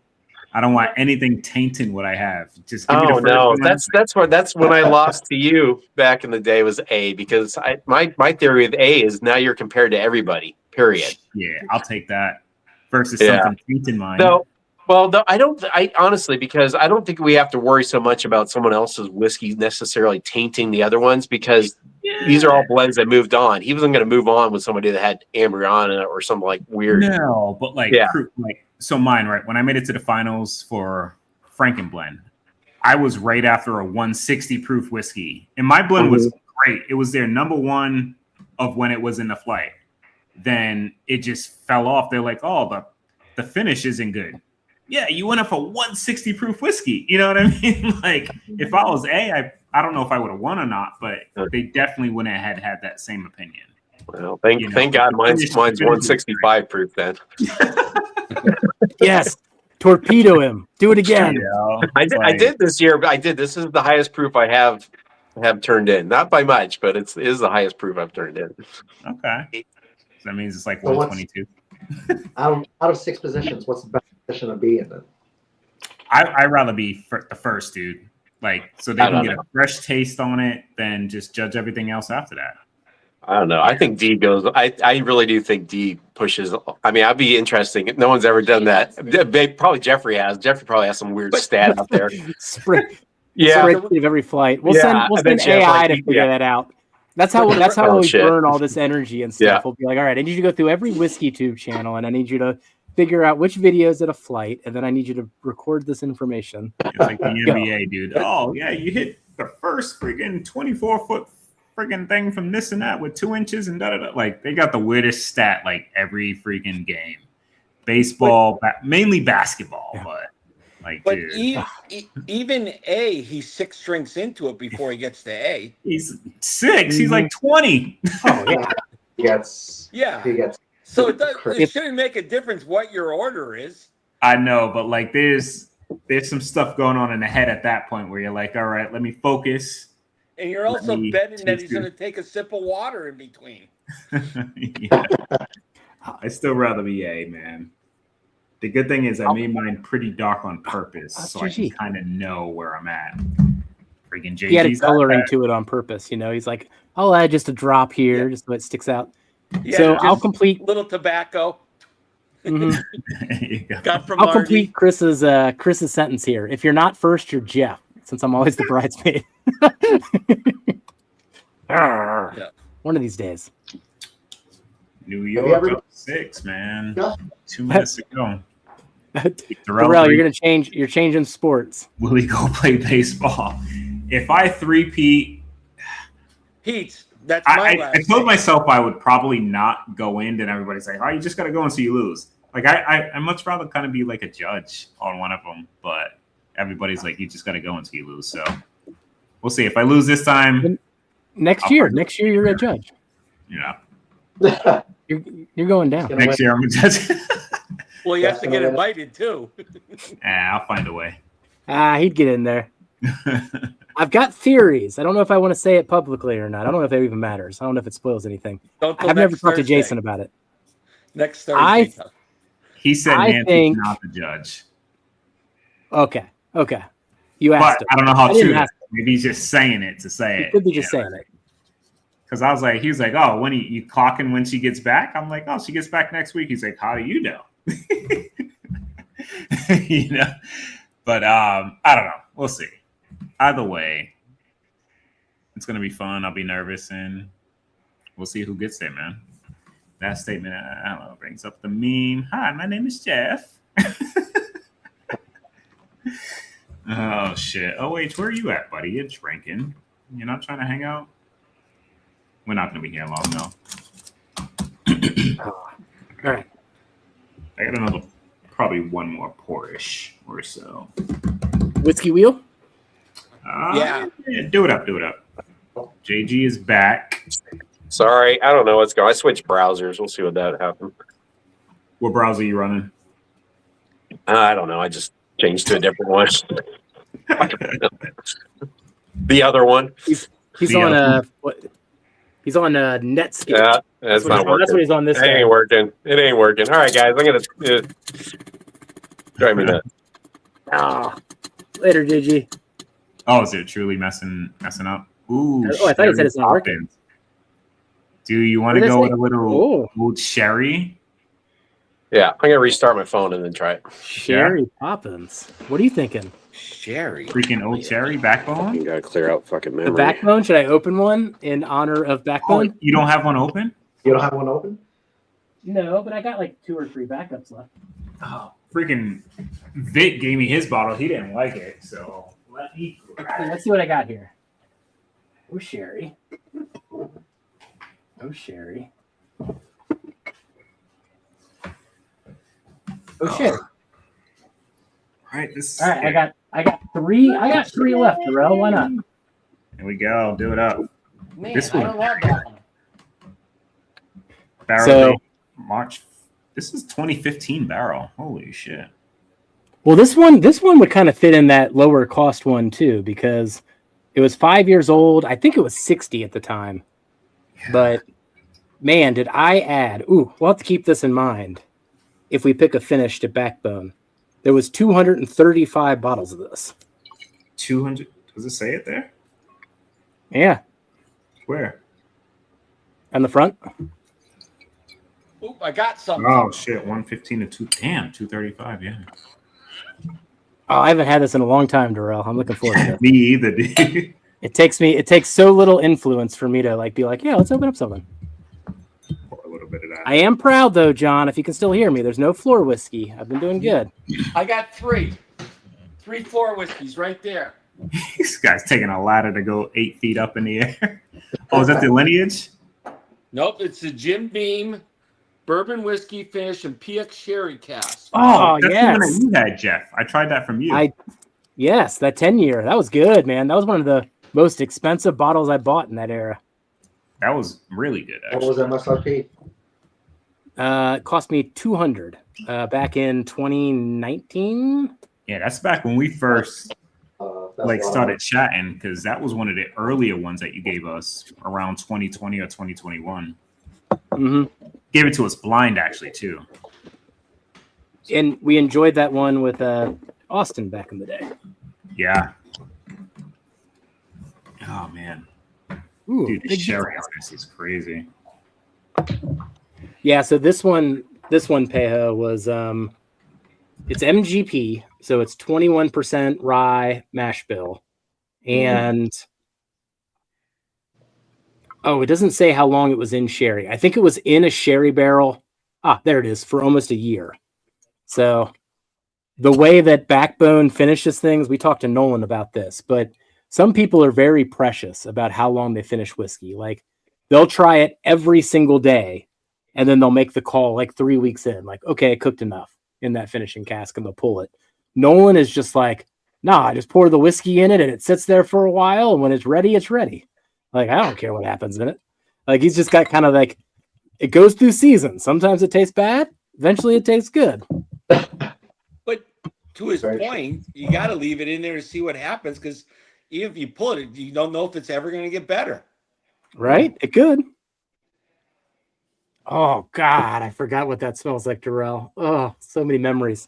Yeah, it took a big sniff, and I was like, shit. It's so sherry, but I love it.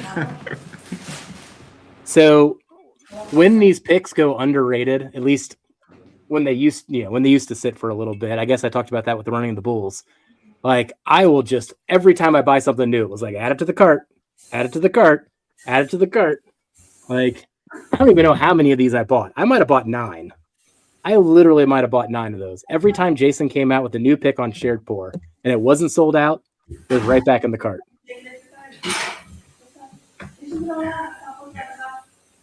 It's so like funky, like that funky old. Every time I think, like, dude, I always go back to the same shit I used to say. All right. We'll try it one more time. You're in, JG. If you can hear All us. right. Well, if it goes out this time, it's my last try. Lucy and Ethel, man, just freaking squishing grapes in that damn episode. Yeah. Dude, Best that's episode. I used to watch that with my mom, and that episode is ingrained in my head. But every time I think of like old port and like sherry, it reminds me of that because it literally seems like somebody's just stepping on old freaking grapes and raisins and stuff, and that's all over the nose of this. And from what I remember, the palate too, but I haven't had it. Oh man, I get the oak from the sherry barrel on this one, but after coming off 130 proof and this only being 100, it's very, very. It's just I can finish it real quick. Yeah, it's tough. It's more subtle. Yeah. The Jim Beam was finishing sherry. It's a 10-year bourbon too. And at the time they couldn't add the finishing time to that age in the barrel. That's a more recent rule. So I think it was a 10-year bourbon and they had to cut the age statement off, if I'm remembering correct. Oh wait, it's a new riff barrel. All good for him. Batch 2 though. Batch 1 was just. Have you had batch 1 OH? Because that was OG so much better. Dang Hooper, if this you're up 3-piece and he becomes. This does remind me a lot of the new riff malted rye sherry though, with the amount of sherry that's on here. The new riff malted. Oh, yeah. This one was left in my house, and I told the person not to leave it this week, but he did leave it. Oh, the winter wheat. Oh, winter whiskey. Those are good. Darrell would hate it, but those are really good. Yes. I think I'm gonna get too much beer out of it. That's one of the 4 whiskeys. Chocolate Christmas spice, and those oats give it a great mouthfeel. I love those. Oh, maybe I'll bring that one tomorrow. The nose on this is so good. The new riff sherry finish rye of that year. Actually, if you go back in the channel here, that was the first video I ever made. Was about the new riff sherry finished malted rye, and pretty much I'm doing the video. I'm awkward as hell, and I'm like, I'm pretty much recording this. That I hope that people watch it and they make more of it. I don't care what happens, but no one's talking about it, and they need to make more. And that was my whole thesis of the whole video. I got batch 1. And they did make more. So maybe I kicked things off. I'll get you a sample. I still got batch 1. That thing is just stupid. That was wasn't it our favorite rye of the year? I believe that year. And Jason's that year. And he didn't know what it was at first. He seen us, then I think we sent him a sample, or he ended up getting a bottle from our recommendation. We're like, dude, because I traded him that originally for, I believe, a freaking Houdini. I traded him a bottle of that, and that's how freaking good that damn thing is. He was like, oh my god. But yeah, that bottle is great. Oh, the nose on this is just silly. Holy crap. You actually threw a quote in my head. We've probably actually not been too bad at what I'm about to say. This actually sounds pretty cocky. I'm going to say it out loud anyway. After that moment with the new riff sherry finish, when Jason put it number 1 and we were starting to make content, Jason said to me, it might've been in a private, I don't know if it was live or not. He was like, I feel like you guys are going to be the influencers that influence the influencers. And I'm like, that's probably not a bad summary now of what the last couple of years have been. And that's 100% nowadays. Copper and cast, the silver spring. Right? It's kind of, that's might be our niche. We're just in it with all you guys. The D trick. Yeah. Yep. Oh man, Silver Springs too was probably fitting in that group. Yeah, that's somewhat. Though we were influenced by Brandon, but who was the first to do the walleye? That was Gary influenced us, and then ours came out first. After Gary never did a walleye. But Gary, technically not a walleye. He's done, yeah. But the bourbon jerks were pushing it, and then you guys did it with them. Yeah. The only release I think that was before ours, which I don't think he's in our main circle, was the Bourbon Judge, right? Because actually, no, that was the Silver Spring that we got with his sticker. So scratch that. Yes. Yeah. I think we would have first. I think to kind of do it. Stuff and whiskey is usually on top of these things too. I agree, John. First of Old Dom to push it so hard. To push it as Maybe? hard, yeah. Yeah. I would think so. Probably. Sure. Yeah. And not still like to this day, not a lot of people's really done it within like our like Patreon community, right? Jason and all them. They haven't. Well, he collabed with us on the Old Dom.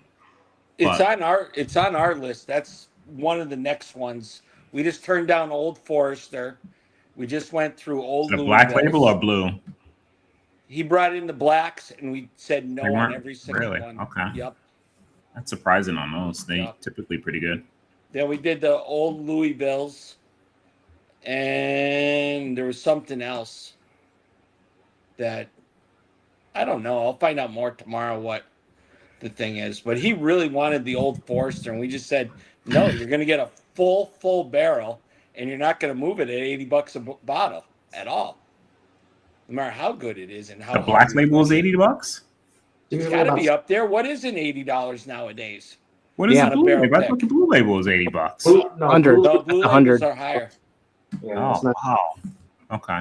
the black Yep. label's like 60, 70 around here. For you? Yeah. Okay. Okay. That'd be a better price. The last time I saw the Black Label was more 70, 80, Yep. like John's saying. My But it first won't- pour tonight was actually a Black Label. It was the one that Vic sent a while ago. But your Old Dom good. I liked it. I think that's where I still struggle, Darrell, on doing some of the heritage distilleries is even a pick. Like, Yeah. I don't know. I'm still, we're on our score system. We're shooting for the 90s. And I don't know if those things hit that high. They could be great, but they don't hit where we want. No, the only thing like heritage wise, I'm like, I would gear more towards Jack and like Turkey. You know what I mean? Yeah. Outside of that, like the Heaven Hills are probably going to be a miss. Beam, if you can do a 12-year cash strength pick or something like that, when they start doing those or high age, like Jason's doing one this week, so we'll see. That's what Jason's doing? Yeah, Yeah, he's doing for his the his Old not free pick this year.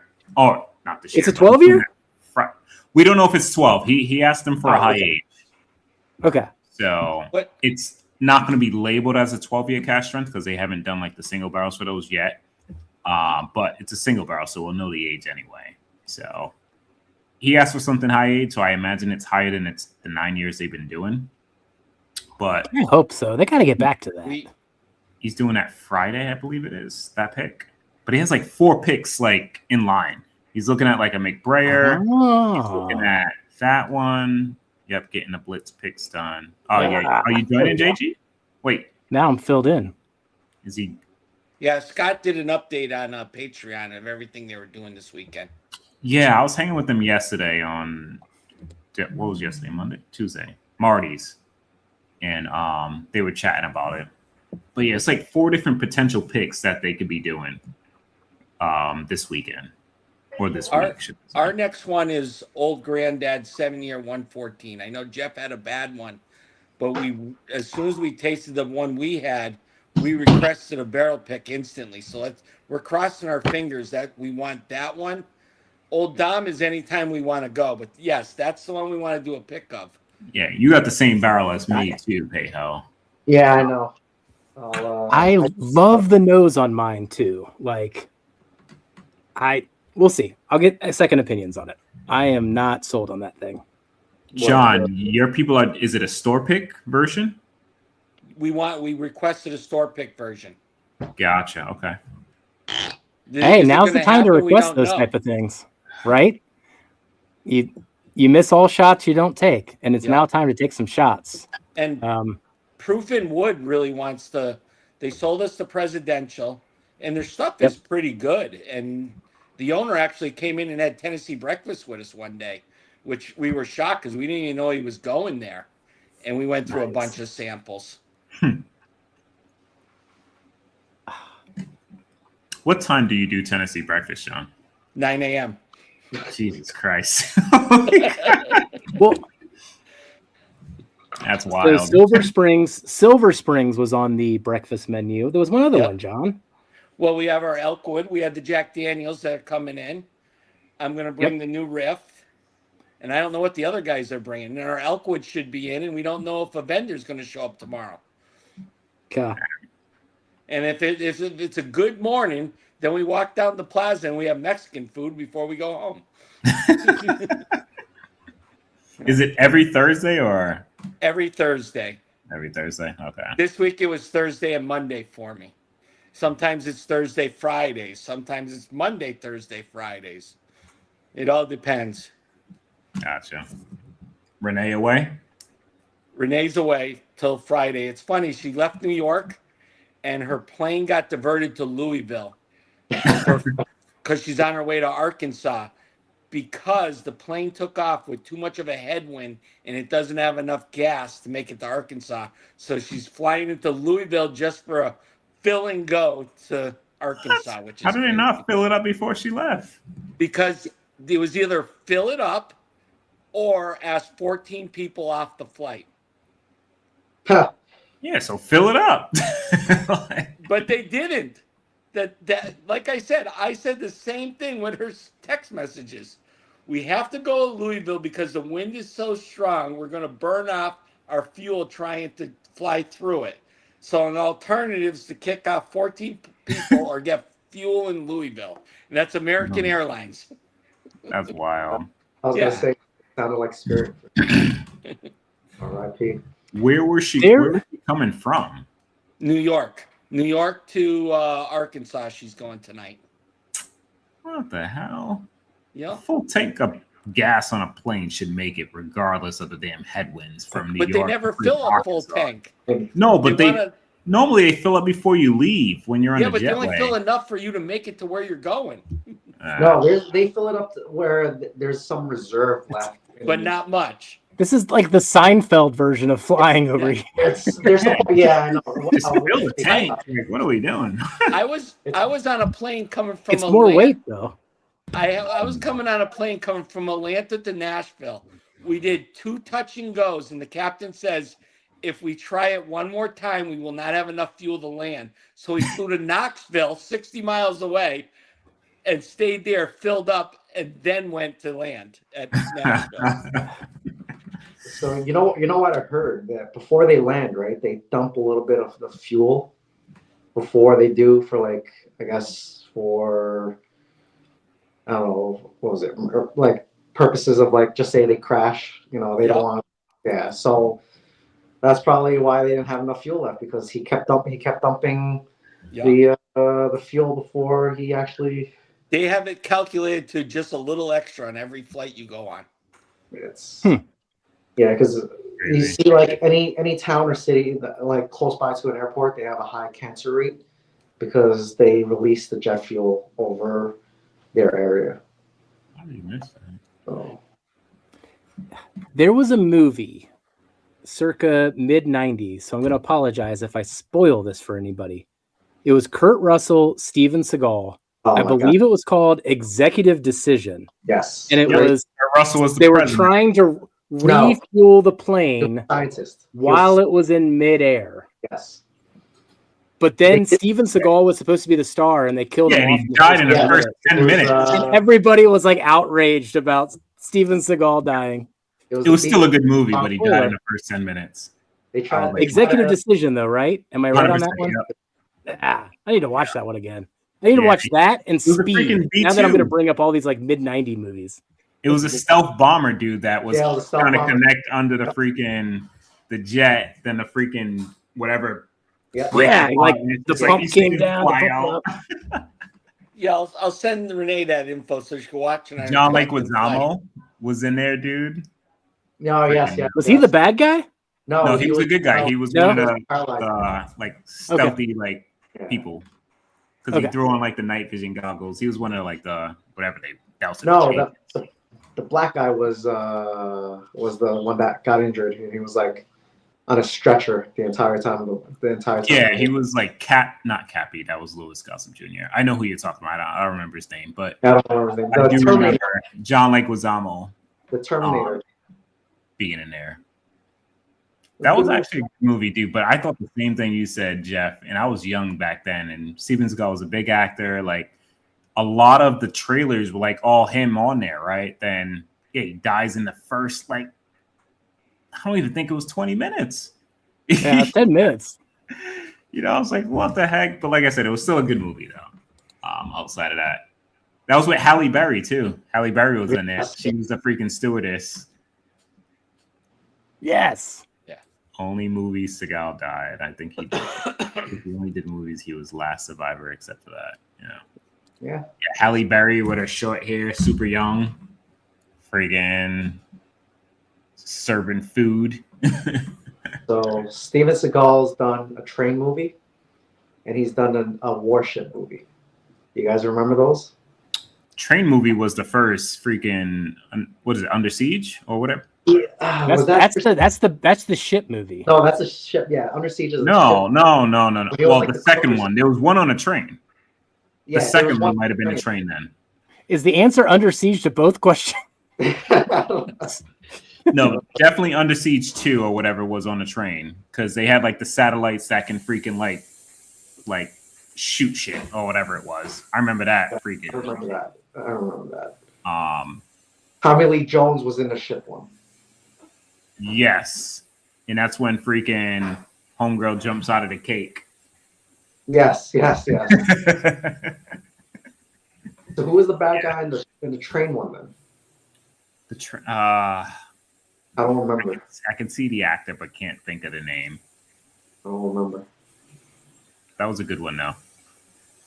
Because I know there's a scene on the train and he starts doing his little, like... He walks through, like, the door little opens over here, and it's the other guy that's a bad guy, and he's, like, doing his little whatever you call it. Like, blocking all the knives and stuff. The other night, I watched Dumber and Dumber and Pet Detective. Oh, jeez. Back to back when I was bored. Talking about going back. And also Wayne's World was on, but I fell asleep. Wayne's World. That's exactly what I'm thinking, though, John. I need a steady flow of these type of action films and comedies back in my life. Just a steady flow of those. But you got a family life. I didn't. So that's why, I put it on the TV and I walk by and I go, next thing you know, I'm sitting down watching it. And then if I miss it and I go out, it's repeated on the channel again, and I end up watching it again. My problem with some of those 90s comedies is remembering what is age appropriate for the kids. Because there was that time that we watched a very abridged version of Austin Powers. I've told that story before. But it was like, oh, this was funny. We should watch this one. And then I got about 10 minutes in and I was like, fast forward. If you look at even Uncle Buck or some of the John Hughes movies, you can't let your kids somewhat watch. If it isn't for, cigarettes all over the place back then and other things that were in those movies. Freaking Uncle Buck. I just remember, like, infamously the drill scene when he drills the door. Yes. Like, my mom used to watch that movie, like, all the time. But that's the one part of that movie that I'll never forget. Like, I don't remember, like, 98% of the rest. But I do remember he freaking drills the damn door handle. And I remember the backfiring of his car. Yeah. And the 5-iron when the kid's running away. You can't hit me. It's like shooting a damn rifle like out of his, like, what was it, like a wagon? Was it an old, like, Wagoneer wagon or something like that? It was a Ford Thunderbird or a Mercury Cougar or something back then. Oh, was it? Something like that. Yeah. My mind said Buick, but I could go with that. Because my first car was a 1978 Ford Thunderbird, and that's what it looked like. 78 Thunderbird, damn.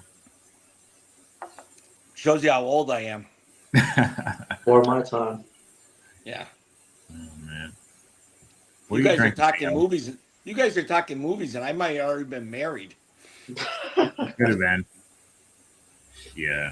Because I think we're on 32 years this year. You think? I don't know. I hit 10 in February. Jeez, 10 years? It's kind of crazy to say. Like, I'm like, shit. Went by kind of quick, to be honest. How long you been married, Jeff? Longer than me, right? 14? I better get that 14 right. years. I think we're hitting 15 in January. All right, Yeah. I'll start the year we started dating and see if you guys were alive. Oh, God. 1986. I was alive. I I wasn't. was alive. Pejo wasn't. I wasn't. Just 1 year shy. 86 we started dating. Dang. 40 years. Yeah. It's 40 crazy. years ago. Think about that. I've been with Renee 2/3 of my life. I've known my wife half of her life. Met her when she was 17? High school? She was in high school. I went to her prom with her. High school prom. And she was 17 or 8, turned 18, I think, at the time. But yeah. Don't tell me you were like Hey. 22. Dude, we're only 2 years apart. I don't think I can get arrested, but I started dating Renee when she was 15 and I was 18. At her That's just prom, the limitations. at her well, it's only 2.5 years sometimes, but at her proms it was legal for me to buy alcohol. Oh, jeez. Where did you live? Where did you live? Massachusetts. It was 18. At 18? No, I was 21 by the time she went to her proms. Oh, gotcha. I dated her when she was 15. She was a freshman. Oh, okay. And she was a freshman and I was just getting out of high school. Got it. Yeah. Yeah. Don't ask me how the hell that happened. All worked out. Yep. There's Romeo. Now, Lance said 30 years for him, 39 dating, 30 39. years married. Holy moly. What took you so long to propose or marry her? Hope's great too. She's super cool. I like Hope. So if you ask my question, I had to wait till Renee finished college. At least high school, right? Yeah. I always told her once she got a better paying job than me, I'd marry her. And that happened right when she got out of college. Yeah. You're the trophy husband. Guys, don't say a word. John just hangs out and just drinks whiskey, Pejo. Neither one of you guys say a word. That's the life. I hear it every single day. That's the life. Renee's out there busting her booty. Flies 1 million miles a year. Or a week, she does. Dude, like crazy. In the last, I think I did the math. In the last 3 weeks, I don't think she was home 16 hours. That's crazy. You know? And like I said, there was one time she was only home for 1 hour. Literally, we landed, came home, she changed suitcases, got back in the car, and went right back into the airport to the same driver we had. Asked him to stay in the driveway. That is nuts. Yeah, she's always somewhere, dude. You know? Everywhere and anywhere. So what's in Arkansas then? Walmart she has a meeting with. So at least that's who I assume. I'm not sure if it's distributors or what. I just presume it's Walmart. I don't know. Or what is it? Tyson's there too. Yep. Yep. She works for Farmer's Dog now. Yep. Oh, shit. Pouring something else, Jeff? I'm going to get... There's one last one. I said I was going to explore all the new acquisitions here. I'm going to get into the Cedar Brook here. Gotcha. So, D 1986. I actually remember where I was in 1986. You were like 2 years old. I do, which just tells you how traumatizing this memory is going to be that I'm going to give you. I want to hear this. So, as an 80s kid, I was a playpen kid. Like, in the playpen, in the living room. Always in there. And my family had one of the tube televisions that was also, like, huge. Like a built-in cabinet on top of everything. Every time on MTV, Thriller would come on from Michael Jackson with the zombie video, my sister would see that it was on, would turn the volume up, and would push my playpen up against the television and would walk away. And those are going to be my memories of essentially 85, 86, and I remember it so vividly. And did you see the Michael Jackson movie last week? Actually, I haven't yet, but I am all about it. I did listen to History like 3 times last week. Like there was with Michael Jackson, there was something that I read when it comes to the fact that the Michael Jackson movie was a big hit. Like people are in for a resurrection rather than a crucifixion when it comes to Michael Jackson. I am into that court. Like I love Michael Jackson's music and I love listening to it, and I don't want any negative connotation about that whatsoever too. Like not even going to get into like stories or whatnot. Like just give me the celebration of the 80s and Michael Jackson. But I don't think there is negativity in that movie, what I've heard. Well, that's why people were saying it did better with audiences than critics, because the critics were like, it didn't get into everything else. And it's like, it doesn't have to. Just let it be what it is. Like, it's great. Celebrating his life. All right. Yeah, celebrate the music, celebrate the artist. I'm not gonna touch my screen because I know I'll have to reboot. I'm gonna make a quick phone call because that was my wife who just texted me. She just touched down in Louisville to get gas, but she asked me to call her mom for her. So I'm gonna go do that real quick and I'll be right back. Don't go nowhere. What's he doing? Calling my mom. He's gonna be. I'll be right back. Yeah, alphabet blind A to Z. Oh man. Oh, man.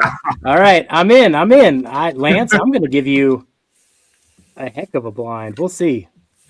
Actually, you know what? I'm going to do something to Lance. I'm going to give Lance one of my old school games, Darrell. Which where one? I would give. I mean, we have so many iterations of it, but remember when I used to give like blind flights and give you like, I'd give you 4 samples, 12 questions. You had to link 3 of the questions to like each sample. Like, yeah, let's go old school. Old school flight. Nice. Let me turn this down a little bit. All right. I grabbed a little blind flight. That's gonna be fun. CNA total wine pick. All right. TRL guy. Yeah, I was definitely a TRL guy in the 90s. That is true too. What did that stand for? Total request. There you go. Total Request Live. So I'd be the guy that was like, right? I was hoping for like the alternative music to like pop through and beat all the boy bands during that era, right? Like, give me some like Green Day popping on TRL or something versus the Backstreet Boys or NSYNC. It was the boy bands, the Jessica Simpsons, Britney Spears, Christina Aguilera. Yeah, that was the main era. Until like Limp Bizkit started coming in, and then with the Nookie, and then there was Kid Rock with the ball. Yeah. Then, I don't know where it went from there. I'm not 100% sure.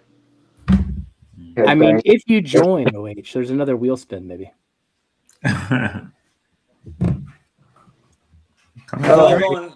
Listen. He's only going an hour later. Listen, I'm an 80s kid. I did not grow up with Justin Bieber. The only Justin Bieber I would listen to is his Christmas album. That's it. Christmas album, jeez. He did a good Christmas album. Not gonna lie about that. But oh, so this is popping up. Hold on, am I behind over here? So my YouTube's popping up late because you've seen it earlier. I guess that was in reference to this comment. Yeah, it was. Okay, so it popped on my YouTube on my phone after the fact. I was like, wait, what is he saying? So MTV Old School. Well, who was that? Aha. What's that song from Aha? Take On Me. Yeah, Take On Me. Yep. That was a good song. My entire life, by the way, until like recently, for some reason I thought it was Say Don Lee. I don't even know why. Just listening to it growing up, I thought that was the refrain. Say Don Lee. Doesn't even make any sense, but that's how I sang it. Until finally like lyrics came out when you could actually read the lyrics. And I was like, oh, that's not the song at all. We used to internet search for the lyrics. Yeah, I didn't have the internet. I miss the art of music videos though. Like Yeah. 80s, 90s music videos. So many of those directors even went on to be like good movie directors. And it's just like a lost art. I don't know the last time I watched a music video. That's a music good video. Do question. they still even Wow. make music videos? Like, No, they Yeah. videos. Yup. They pop on YouTube and they probably go crazy. It just doesn't hit us or my Yeah. algorithm. They're making it. They hit Instagram with all the country stars down here. You still hear like a pop up making a video on Broadway. I know stuff like that. I know Snoop Dogg made one recently. You know, you hear secondhand information after it's made, but yeah, I haven't seen that freaking. Yeah, I can't remember the last time I saw a music video. It's been a while. I've hit a phase in life though where like we want to start taking the kids to concerts. I know none of the artists. Like they just keep bringing up artists. It's like, oh, I guess we can maybe go to that one, and then like sells out in 10 seconds. And I'm like, I'd never heard that name before you brought it up, and now it sells out in 10 seconds. Like no clue. Totally out of the stream. Bruno's Mars is in town tonight. I had the opportunity to see him. I didn't want to go. And I went.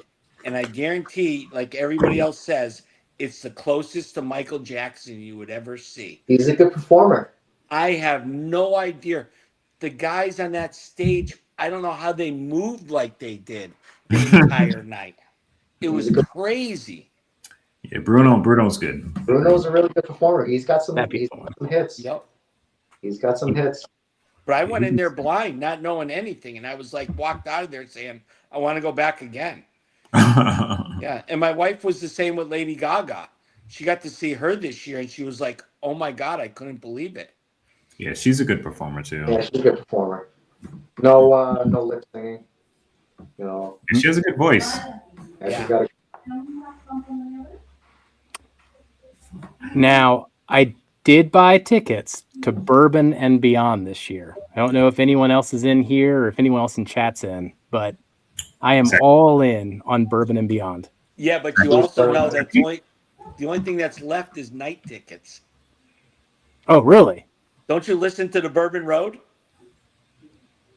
Well, yes. I think it's only night tickets. No, hey, Bourbon and the Banks. No, Bourbon and Beyond. Right. Okay, Bourbon and Beyond. The music. Okay, there we go. Yes, but sorry. All that's left is the night tickets for Bourbon and the Banks. Yes, yes. I think that was probably an old thing from Diane Strong because I know what you're talking about, John. Because it's early. That's in October. I can't imagine it's sold out. Who's the headliner?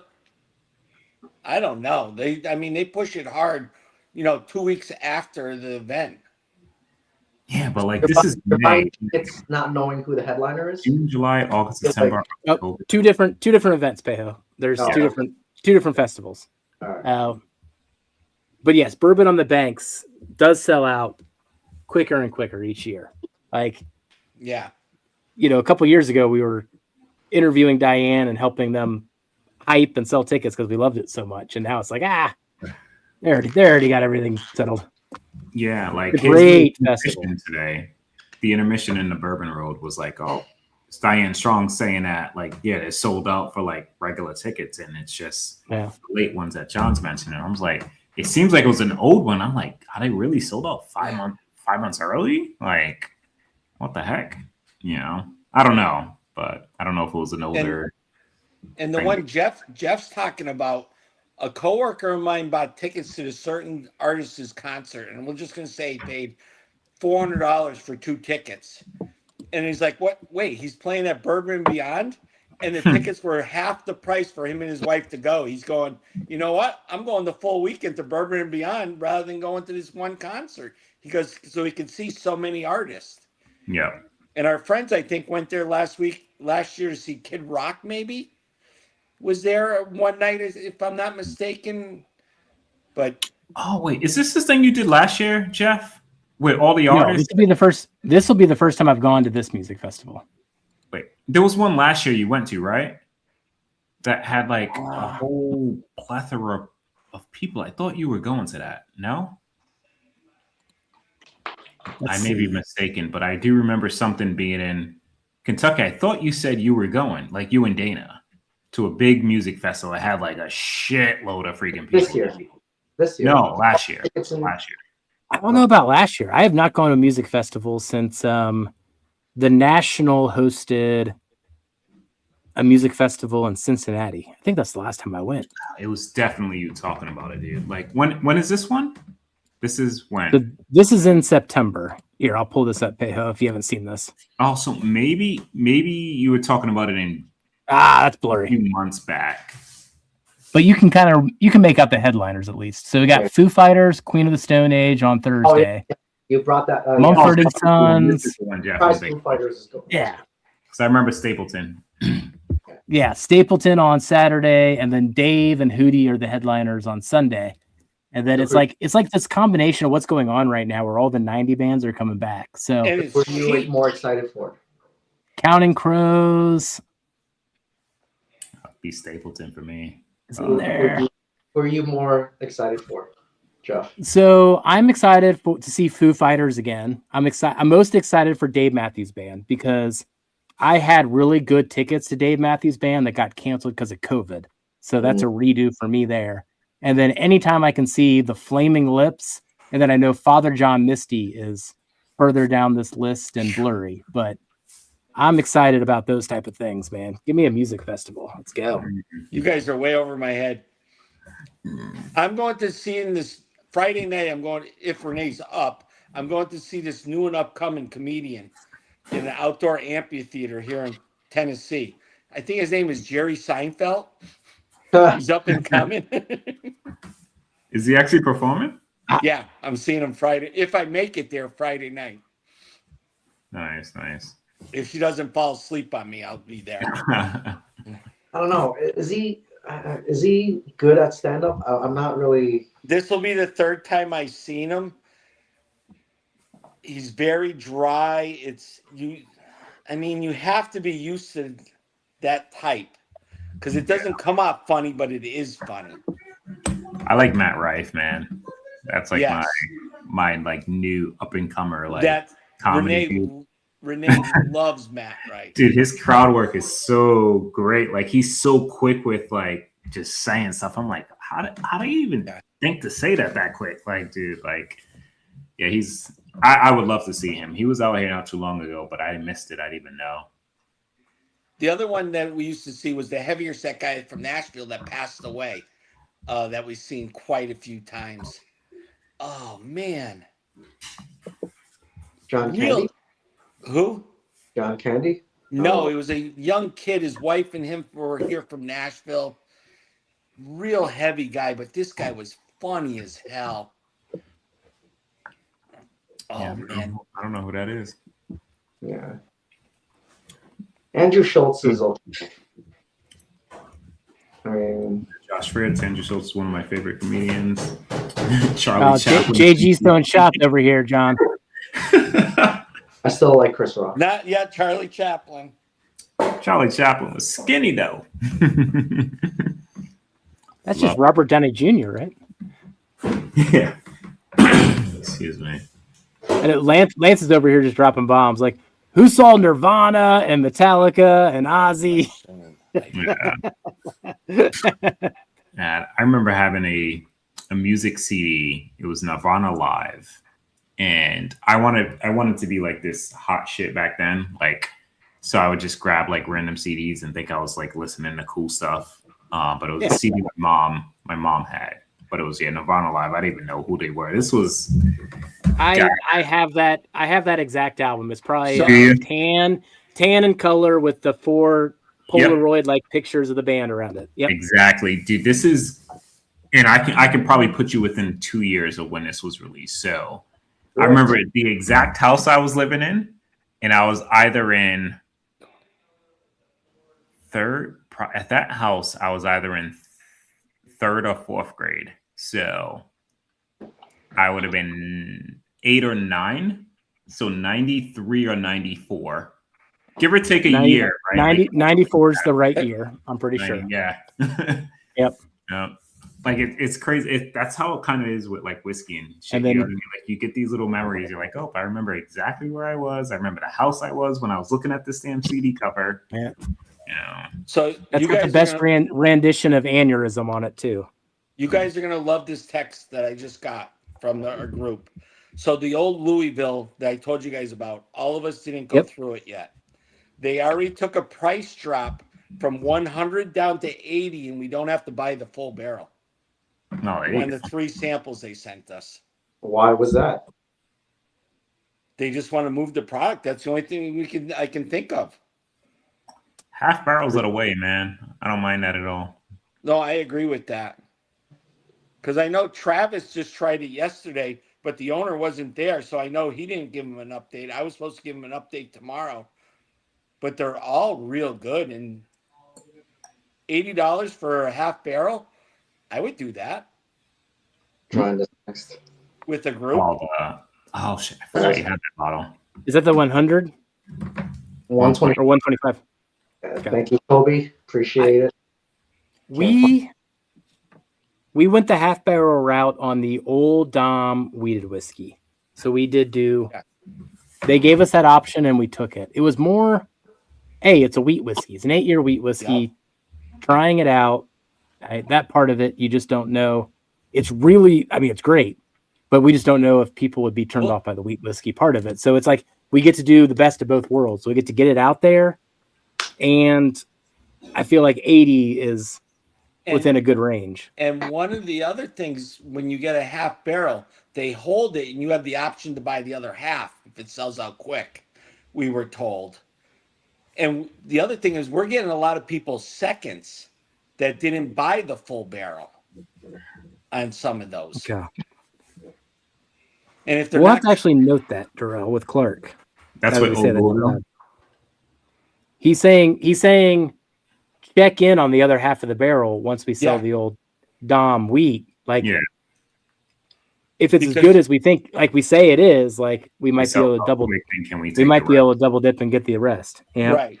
For the That same makes At sense. that point, I don't think they're bottling. Are they bottling the whole barrel? Right? You Like, would just say think we they- buy a half a barrel. You would think they have to, Do they? because a lot of times, like I was just going to say, a distillery a little bit north of me, if you buy a half barrel, they'll put the other barrel on their single barrel program on the shelves in the retail store. Yeah. Hmm. So you know it's being bottled right away. Like, I've seen half barrels stay in a barrel at some places as well. Right? Like, they'll just which would literally- be fun if that did happen either way, Yeah. right? Like, worth Yeah. asking the question as time goes on here. But that's a lot of things that are getting thrown at us.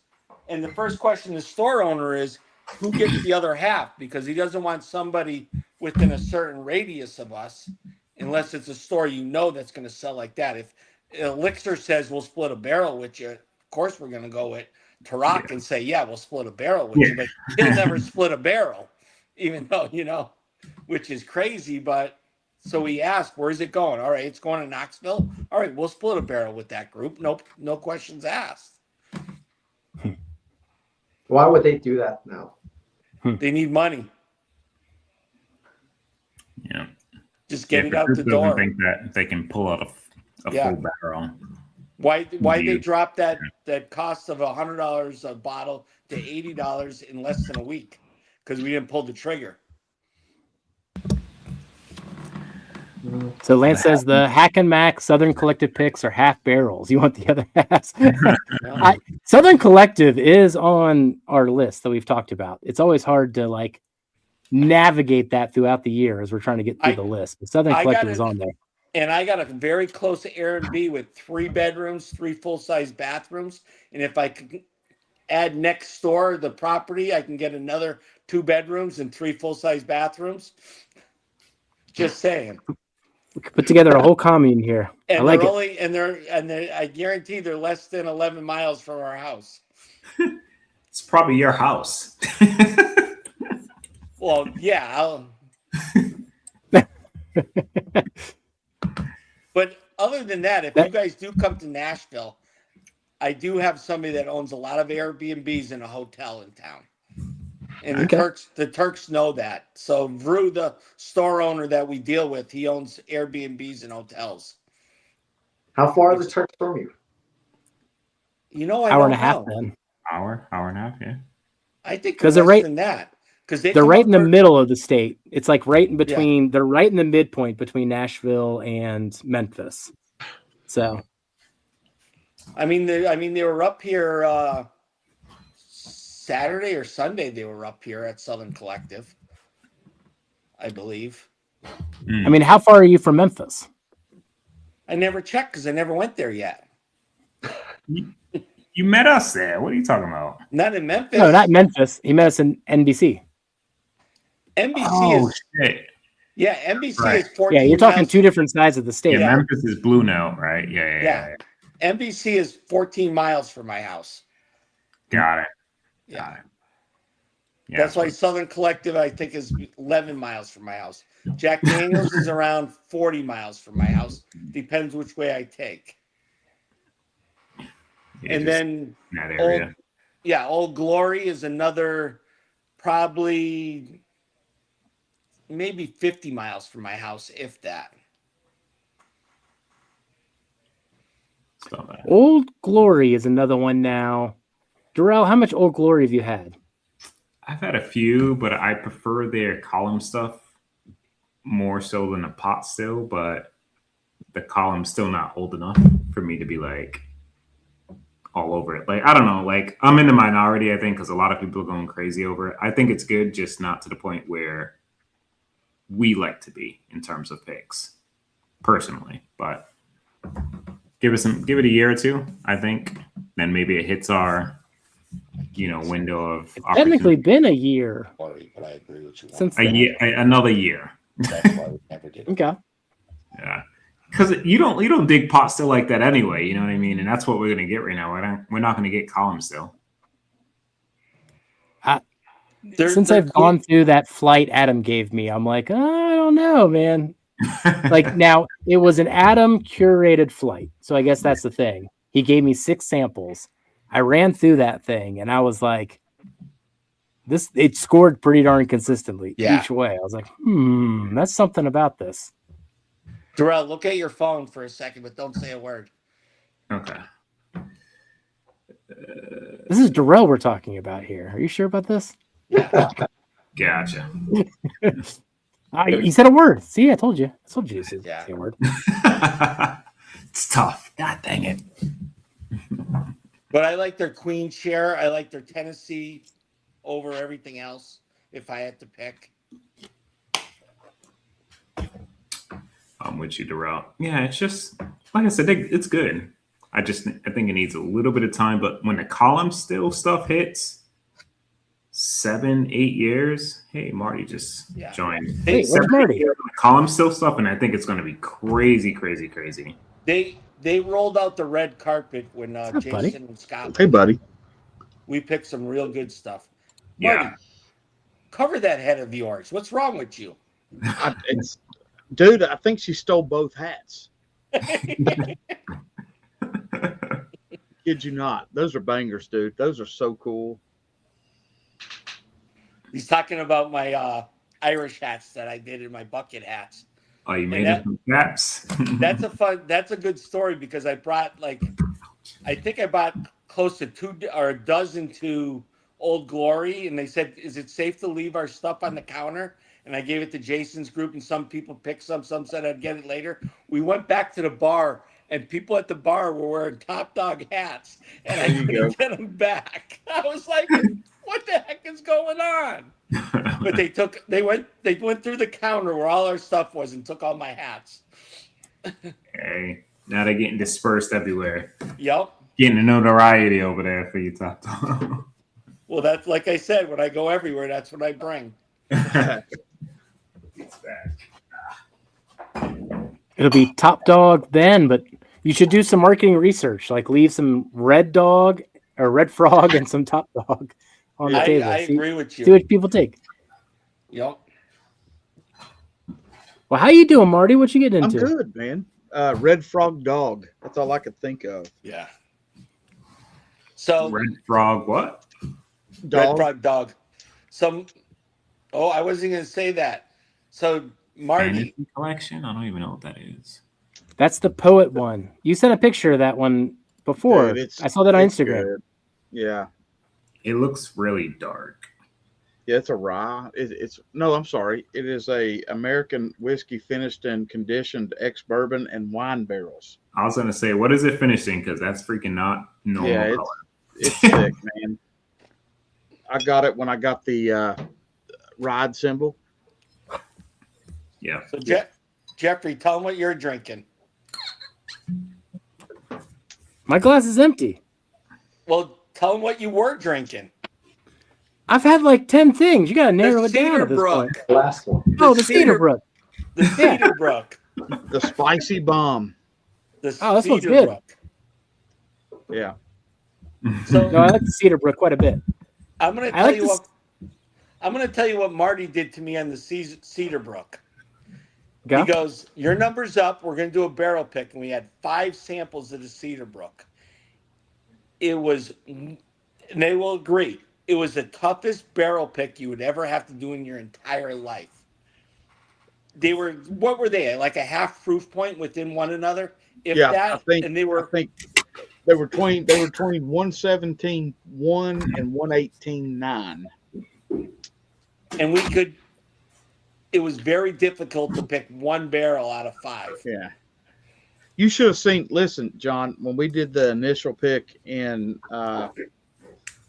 Lexington with Bill to narrow down the 10 down to 5, they were all. I mean, I was like, so at the end, what we did, me, Katie, Ethan, and Toby, we got a water bottle and dumped it out and blended all 10 together because we told Bill, like, if this blend, we're going to give it like a week and go back to it. And if this blend is something spectacular, this might be what you need to do for your 250th anniversary bottle. And Was it bad? it was very close, but they wanted to go with that Judge mash bill, which is Okay. fantastic. Don't get me wrong. That's exactly what they should have done. And that blend was almost, it wasn't too oaky. It was literally too spicy. The finish on it was so black pepper that you thought it was like a 126 proof. That's not the route you want to go with something like that. So we kind of, drank them on our own. But yeah, that was a tough one. There's no doubt that was the toughest of the 3. That weeded mash bill is just solid, no doubt. I think the weeded mash bill might be my favorite. I've still been going back and forth on that one. I got to buy Judge next, now that it's at the Party Source. So that's on my to-do list the next time I'm there. Because I'm just working down the line of all the releases that I'll came tell you out. that, hey, Jeff, I love the Cedar Brook. I'll tell you this: when they release that 250th anniversary bottle, it'll be under $100, and 2 of our barrels are in that blend. So, Yeah, Jeff, I heard you 2 and talking about 3. that yesterday. Jeff, why won't you buy the Legends of the Oak single barrel? How do I buy that? We'll get it. We'll put it out. It's for everybody. Yeah. We're The a Judge week or pick 2 you're away. talking about? We talked a little bit So about the it last night. We're about a week or 2 away. There's just Okay. we'll put it out and everybody can get it. the All Cedar right. That's what Brooks we get from. Yeah, I like it, crack. and the Cedar Brooks, I think, are out right now, Marty. Right? Or is No. everything's coming Everything's out going to next hit at week? the same time. When Okay. the day they were released, Bill's going to come back on. We're going to go through all 3, and then we'll release the website and the stores that have them. So And if you want All to, right. if you want to join Legends of the Oak, I can guarantee 500 text messages on a Saturday. you're not kidding, dude. That's every one of us has that damn thing on private. Good job. There was, Hey, John, was it last weekend or weekend before? If like it was a Friday or Saturday night, and I hate to harp on this, but it was like for like 2.5 hours. If you set your phone down and picked it up, there were 75 messages. and Saturday I set mine down and it was 411. And then when it went silent, I said, guys, I'm just doing a check to see if everybody's okay right now. Yeah. It's the craziest stream text message you'll ever be on. Yeah. Yeah, I don't need to be on that. You don't. No. Not really. This is like literally when I pick up my kids' phones and they have 1,000 unread text messages, and I'm like, how? How? That's wild. No. Nope, it's quiet right now, Marty. Yeah, I know. Jeff, time to spin the wheel. Wheel spin. Last one. All right. You said that for an hour ago. It's the last one after the last one. There's always a last one. Damn, Minnesota's getting whipped. I want this Jack first. Daniels. Jack Daniels. I just had 3 of those. I know. Beautiful Me and Jack. 50. Oh, wait, we already had that Okay. one. Spin again. Metal Mario spot, Darrell. That Is that the one? I don't know. It's the first time it's come up multiple times now. Ooh, What is that crowdsource. one? What is? Oh, we asked the chat. That's chat. What's the last first person in chat? What's the last category here? Finish. Call something out. Brand, I still type, got turkey finish. in my glass. Holland turkey. State. I want to go Holland Station. Oh, JG said hidden bar. JG goes for chaos. Yep. Oh, I I don't don't have have that, none. so screw you, JG. Man, I got they're some all Jackies jerked right right now, now. but All right. OH is in. high High aged MGP. I don't even know if I have that. Ooh. Down here. I have some high MGP. Okay, here we go. What is that? High age MGP. I think that's a story time tape. There better be more than one bottle in here. Is that what it is? Story time tape. Oh wow. They just came out with a story time release. I think that's what he's got. Oh, what did they come up with? It's an I'm- MGP 10-year, $79 includes shipping. Oh, damn. You just have bottles and boxes that you haven't opened yet. Yeah, What one is that? more whiskey. So it says story. It's under their own label. Yeah, he has his own labels. So Yep. They started with Buff Turkey, and now they got the MGP. $79. That's not bad. So that's a bourbon. I think what I got inside there. I don't know if I've got. So I'm gonna actually live very dangerously, There you but go. I'm gonna go with How old is that Oxy and Amber.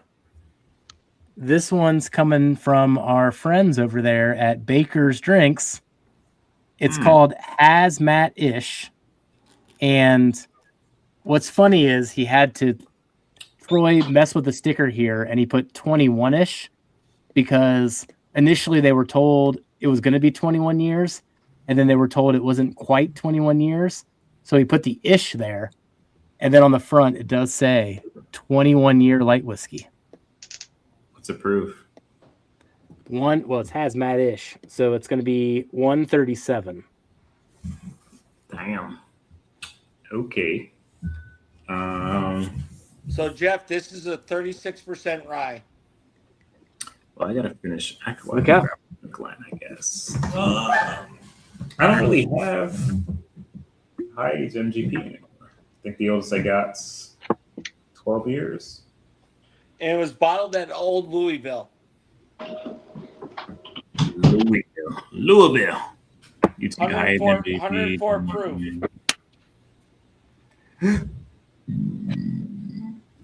Excuse me. Let me get another Glen. Hey, I still went in it with a different angle here, Kraken. I mean, who's got 21-year MGP other than me? And probably Hold on. Lance. Other than me and Lance. Who knows what Lance has? 21, you said? Yep. Right here. And Darrell will confirm this, I hope. Is that batch 15? Yep. Yes. That's like a BMGP though. That's gonna be Canadian, right? That's Canadian. That's not MGP. Well, keep this away from me. I'm gonna look. Look at your Bottle So wait, IOU there. Freaking pick. I gotta pick a good bottle. I drank that on a live stream, and you could physically see me go downhill after 2 glasses. Dude, that thing's like it's It Yeah, does not max. drink. That's one thing you say, does not drink its proof at 158. No. which I had one? these guys try it at the end of our barrel pick, and it hit them like 150 something because they were like, "Whoa, what the heck is this?" But it's still good though. It didn't hit me, but wow. All right, MGP. So we'll do a little. Ooh, this smells like a weeder. I don't want to do that one. You know what? Shit, That's I'll just crazy. do our pick, dude. I'll do our pick. A little 10-year MGP. All right. So Lance sent me a text, Darrell. I'm gonna send it to you. I may have got it. I just got it. You got it too? I may have, because I just got a text. Let me see. Okay. Yeah. Nope. That's from John. What he said? What Lance say? I'm thinking we save it, do it some other time. Okay. I love the idea. I just don't know if we do this in like a flash year. But we could. I think Lance is telling us to do it. We should do it. So I'm going to give you that text message. Oh shit.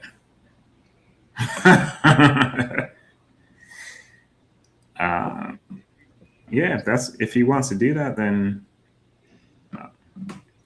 sure. All right. A Lance, let's do it. company. Let's Lance, if you What bottle is it? 12-year. I guess we go with it. Let's share some whiskey. So 15 minutes? I see the dot, Lance. As he's typing. Oh God. He's pulled it away. All right. Lance is going to offer up here for the people that are still on chat, 32 people. Florida aged copper and cask bottle giveaway. No way. Starting now with the super chats. 15 minutes he gave us.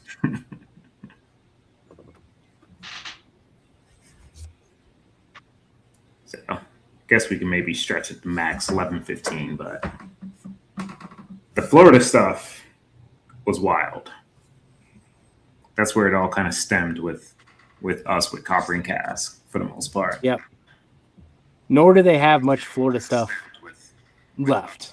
They don't have Of that any area. Florida stuff left. They have no Florida stuff None. left.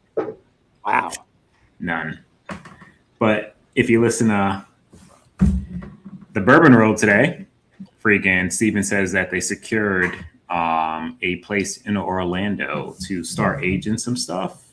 Just not showing the timeline of when they'll have some barrels there, but they're going to look at a few different places within Florida, not just Orlando, but they did secure that contract. So we'll get some more Florida stuff soon in the works, which would be nice.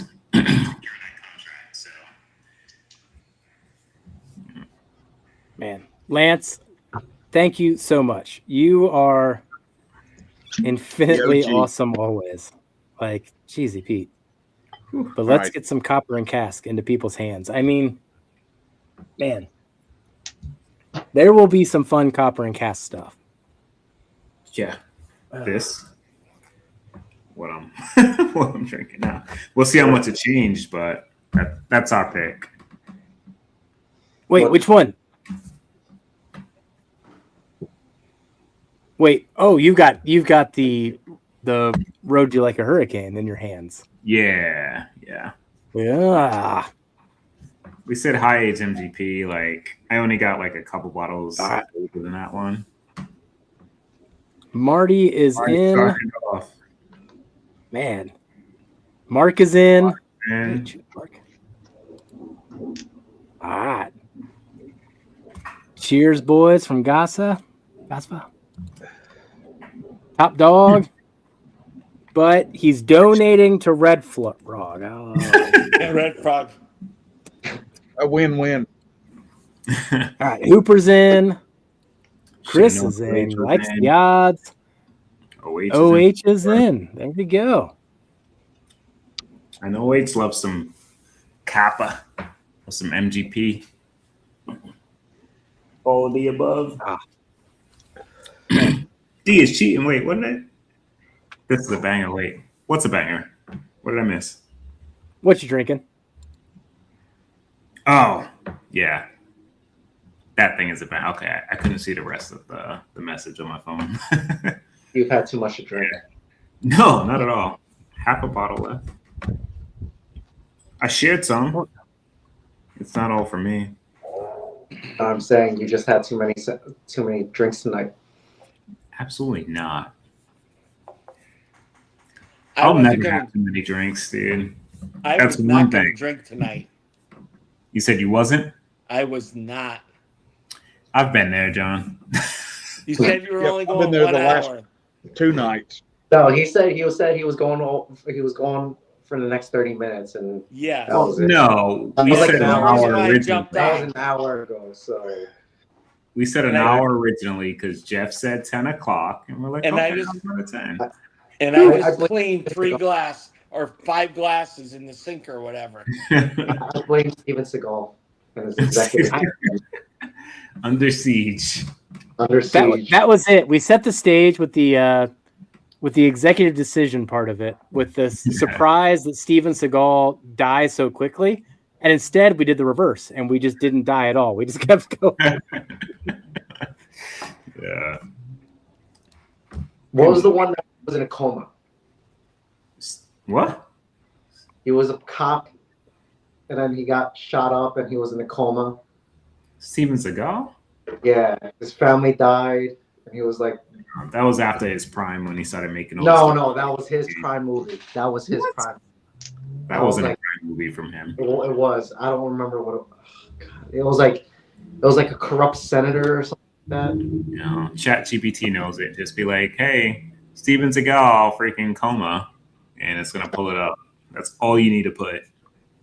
That's how crazy this damn AI shit is now. Hard to Kill. That was his. Oh, That I was heard his, yeah. That made him famous. My dog's like upset. She's in her kennel right now. All right.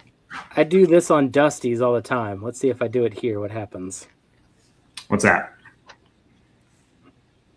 Uh-oh.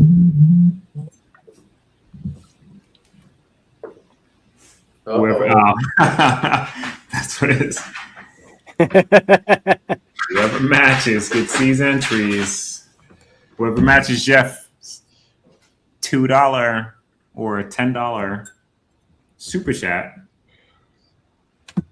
It's buy one get one free. Buy one, get one free. Hold on, I'm going on. Oh. Somebody's gonna beat you to it, Jeff. Oh, damn! Oh, we already got it. OH rocks it. I can't see chat, so Mark said he's too slow. I love those surprise drops when I do those on Dusty's. if you ain't first, you're last. And today, I cannot believe I came That's right. in second because I literally got the notification. I accepted it on Patreon, went to YouTube, and I was the first one. And when I posted it, and next thing you know, I'm second. I do not like being second. It's like that commercial, John. You got to be quicker than that. Well, now I know not to go to Patreon. Skip it when I get the notification. William got you on that one, though, John. Yeah. And that's the first time that he's coming first, too. You know, he's the golden tempo of this. Yeah, it's me and the Norseman.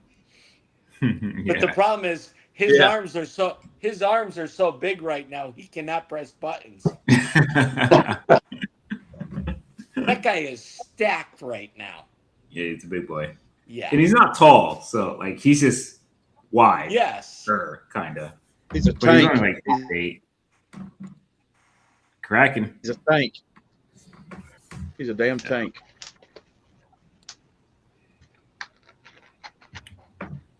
No, he's pushing it too, man. And he's like comparing himself. He's like, here's my personal best, and here's me now. Yeah. And I'm like, both are awesome, dude. Like I'm Yeah. like, oh. Yeah, as I'm shrinking and I'm like skinny as shit now. Yeah. I'm trying to You were pile always upstairs skinny. and I I've can't never- walk because Stop my it. knees hurt. You were always skinny. Skinny, Stop. but very ripped and strong. Now I'm like skinny and weakish. Crap. Oh, stop. So- I mean, granted, I was surprised you were able to put up. We that just amount. crested 3 Surprise. hours. Is this the longest Hello Again Whiskey Friends stream? Nah.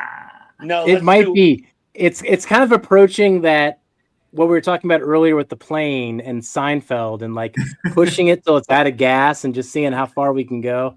It's Come on. reaching that episode of things, Marty. Yeah, That's that definitely Seinfeld put a episode where head to peek Kramer's down. test driving the car. Marty. Yep. We're the Just two run that can bring quick. Marty, we can bring it over the top. Let's do it. That's right, baby. That's right. Let's keep her going.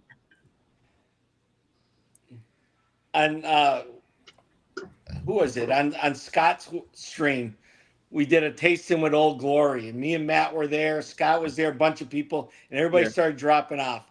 Next thing you know, it's only me and Matt, and I'm like, it's 1:00 in the morning our time, and it's like I gotta go.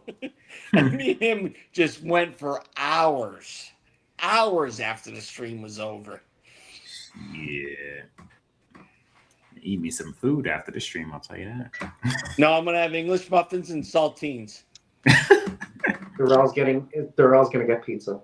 That's No, This is I good, got boys. food that the wife cooked earlier, and I'm salmon. that's hey, it's Schuler. Yeah, man. This is the Yep. Mizunor 12-year MGP. Yeah, that stuff's good. Lance gave me one of those, man. I Look had at that. Yeah, I don't think mine was that dark, but I got like a 12 or 13 year. But I it's think. Mizunor finish, so it's gonna have a little color. Okay. That thing it's banger. Oh, That's the I gotta get closest this new high age wheel. MGP I had downstairs. Gotcha. Shibby, you're We right. got our super chats. Another like 5 minutes or so. 3 minutes. 3 minutes. I'm pulling 3 it up minutes. now from Ethan's app here. Guys got 3 minutes. Any last minute takers? That thing's gorgeous. Come on in. That 12 year? Yeah, it's great. Mm. I don't know if he's looking at the picture or saying something else. I am. Oh, this is turkey though. It's a secret, Marty. I got it. I got you. But I asked you to send me his address and you didn't. Text me again. Tomorrow, I will. Okay, If I do it right now, it won't mean a thing. I got you.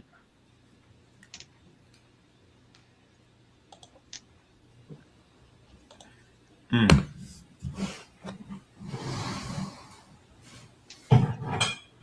So the bomb burgers and shanks are released this month. The makers, shit, my brain quit. What's the maker's bottle from last year? That stupid freaking Star Hill or whatever it's called. Star Hill, Oh. Star Hill Farms. Yep. Yeah, it's a double rye mash bill, but the mash bills are different this year. It's coming this month, and the 16-year turkey is coming at the end of the month. And how I know this is my store here can log on to the warehouse because we can see what is dropping via allocation. So I did see somewhere on Instagram today that somebody's already picked up the shanks and bomb burgers, but I'm going to wait. I'm going to do like I did last year. I'm going to wait for some reviews and see if one of the shanks and bomb burgers is good. I'm not going to get it just because it's out. I don't need floor whiskey, as Jeff says. I don't need it, but I'm interested to see what if Holy hell, like you never know. One of those might be like a PFG. You don't know till it comes out. So we'll see what happens. What you got over there, John? I have to put in a battery pack. Down to 10%. But no, the Shanks was on the shelf around here the other day, and it was still on the shelf. So I don't know if it's sitting here, if somebody picked it up. Yeah, we got both sitting here, but I think it's a 2025 right now. I didn't even look at it. I was telling people the power of social media. So the store that I was at, he brought in Willet purple tops, 3 different varieties of them, and he goes, "You want one?" And I said no, because they were like $400 a bottle. Yeah. And he goes, "Well, I'm going to post it." I was only there for less than 2 hours, and FOMO made me buy a bottle because they sold out before I left. I'm like, holy mackerel. So 12 bottles at $400 a bottle went instantly. Yeah, when it's only 12, that kind of helps the $400 amount, but yeah, when you got a bunch of stuff. I didn't look at the age or anything. I just know Renee's birthday's coming up next week, and I was like, well, I think it's next week, but I have to, because I don't know the date, but I have to get a bottle. It's funny, she's in chat. Hey, Renee. No, she's not. She's on an airplane, Marty. I'm just kidding. I think she just left our Louisville. That's heartbreaking. Yeah. What day is her birthday? 14th. Oh, okay. Yeah, Kai's the 17th. My mom's the 18th. Yeah, my little guy, actually big guy. Like this dude's, it's fat. Dude, like Kira is 13 months older than him. She weighs 52 pounds. Kai weighs 56 pounds. Jeez. Yeah, and he's 3 years old, dude. Like I was just talking to, I took them to the dentist today, and our dentist was like, "Oh, 56 pounds. Like, holy crap." She's like, "My 10-year-old, he's skinny. He weighs 53 pounds. She's like, "He's heavy." Dude, she has a 10-year-old. Granted, I think he's probably super tiny, but he's 10 years old and he's like 52 pounds. But Kai's like about to be 4 in 2 weeks and he's already like 56. He's going to be a football player. Dude, he's big. Like, Kai's thick, man. Like, Jaden, football player, super skinny. Jaden weighs like 73 pounds, and Navia, who's 3 years younger, weighs 80. She's like heavier than him. And she's not even overweight. Like, she's just solid. Yeah. But Jaden, yeah, he's skinny like me, man. Put up some weight, man. That's all I got. That's all I'm gonna say. It's a struggle for me, man. I could put on a decent amount, but never to the point where I'm like, Don't worry, Darrell. I was that way once too. Dude, I'm at the age though that it shouldn't be the case. They're like, "Oh yeah, like when you're 25, your metabolism will slow down and you'll start gaining weight. Oh, when you're 30, when you're 40, like all those milestones like came and gone. Yeah. It's like kind of crazy. What's the heaviest you've been? 177. Oh my God. What are you now? 155. I might be that. Damn, you almost weigh as much as I do. I am short and stout, and I'm at 220. Yeah. 220 for me. I look like a damn bodybuilder. No, you look like me, Darrell. No. I'm 5'8". Just saying. I'm 5'11". Oh, so you may look like a bodybuilder that drank too many beers. Yeah, I don't got the belly. 177 for me, dude. I looked ripped. The belly comes in quick. Yep. So what do you look at? There we go, Darrell. This is how everyone feels about all of your commentary the last couple. I don't know what he's saying when he can't spell my name right. So I don't know what Durrell. If you put on more weight, you'd earn that extra R. Yeah, I can't tell because he spelled my name wrong. No. Marty's back. All right.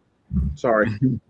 Let's give this wheel a spin here. So I shuffled it 8 times per Lance's request. It is time to spin. So this is for a copper and cast barrel, Florida aged. Now, one of a kind at this point. Jeez. What put us on to copper and cask in the first place were these MF barrels. Red Frog. And Chris. Oh, man. That's a new name. I'm happy about that.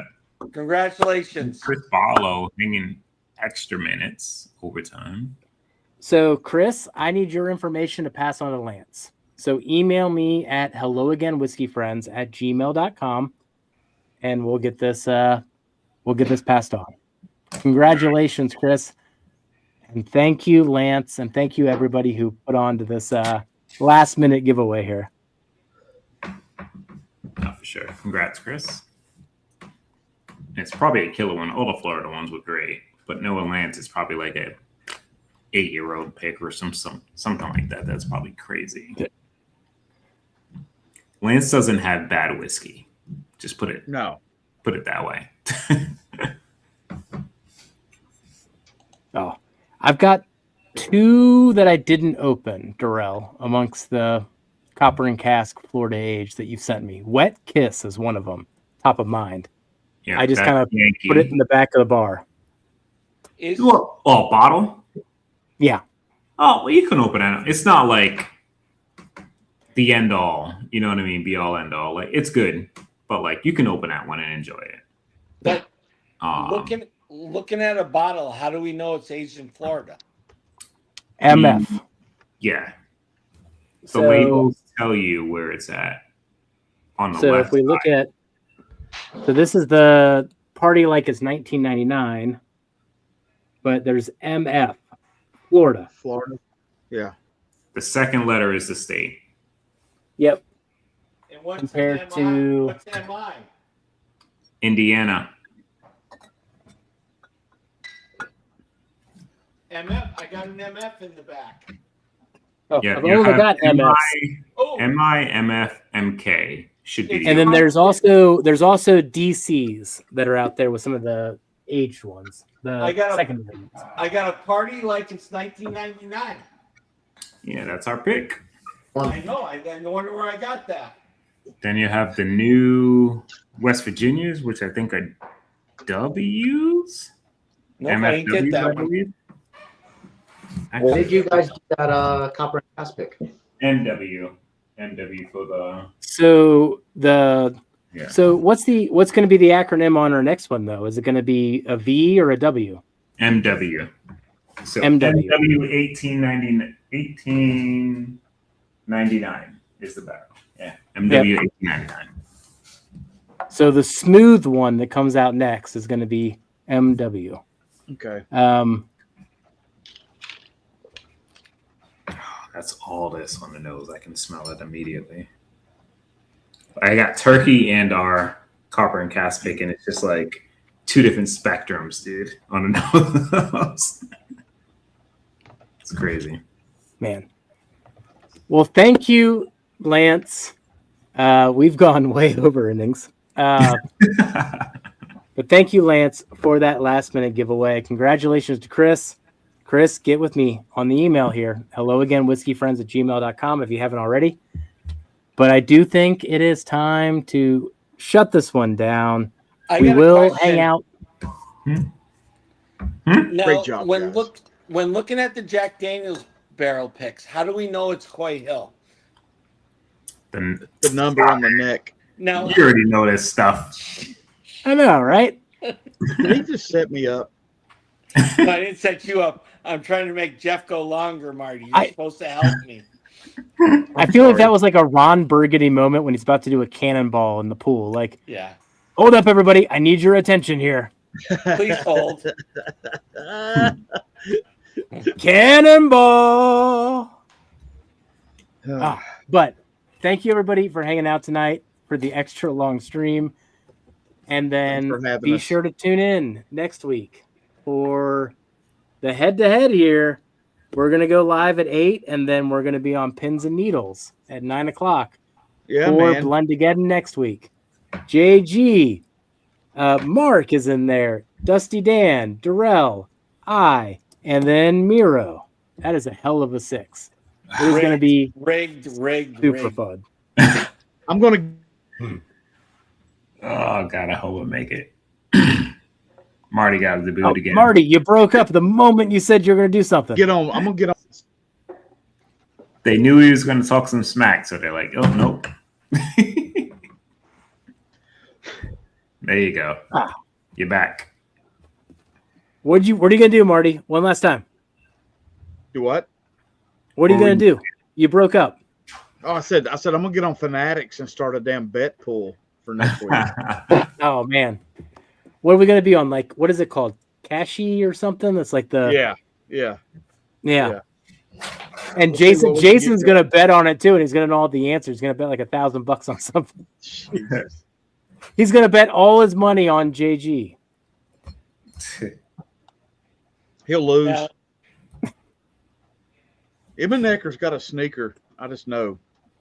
They're all pretty good in this Yeah. round. This is probably, I would actually classify what's about to happen as the toughest round in Blend-Again that's ever happened. I would say that 100%. So, I got screwed with again. that in mind, catch us next week. And man, thank you for coming, everybody. See y'all Tuesday, guys. Yes, sir. I hear you, Lance. I hear you, buddy.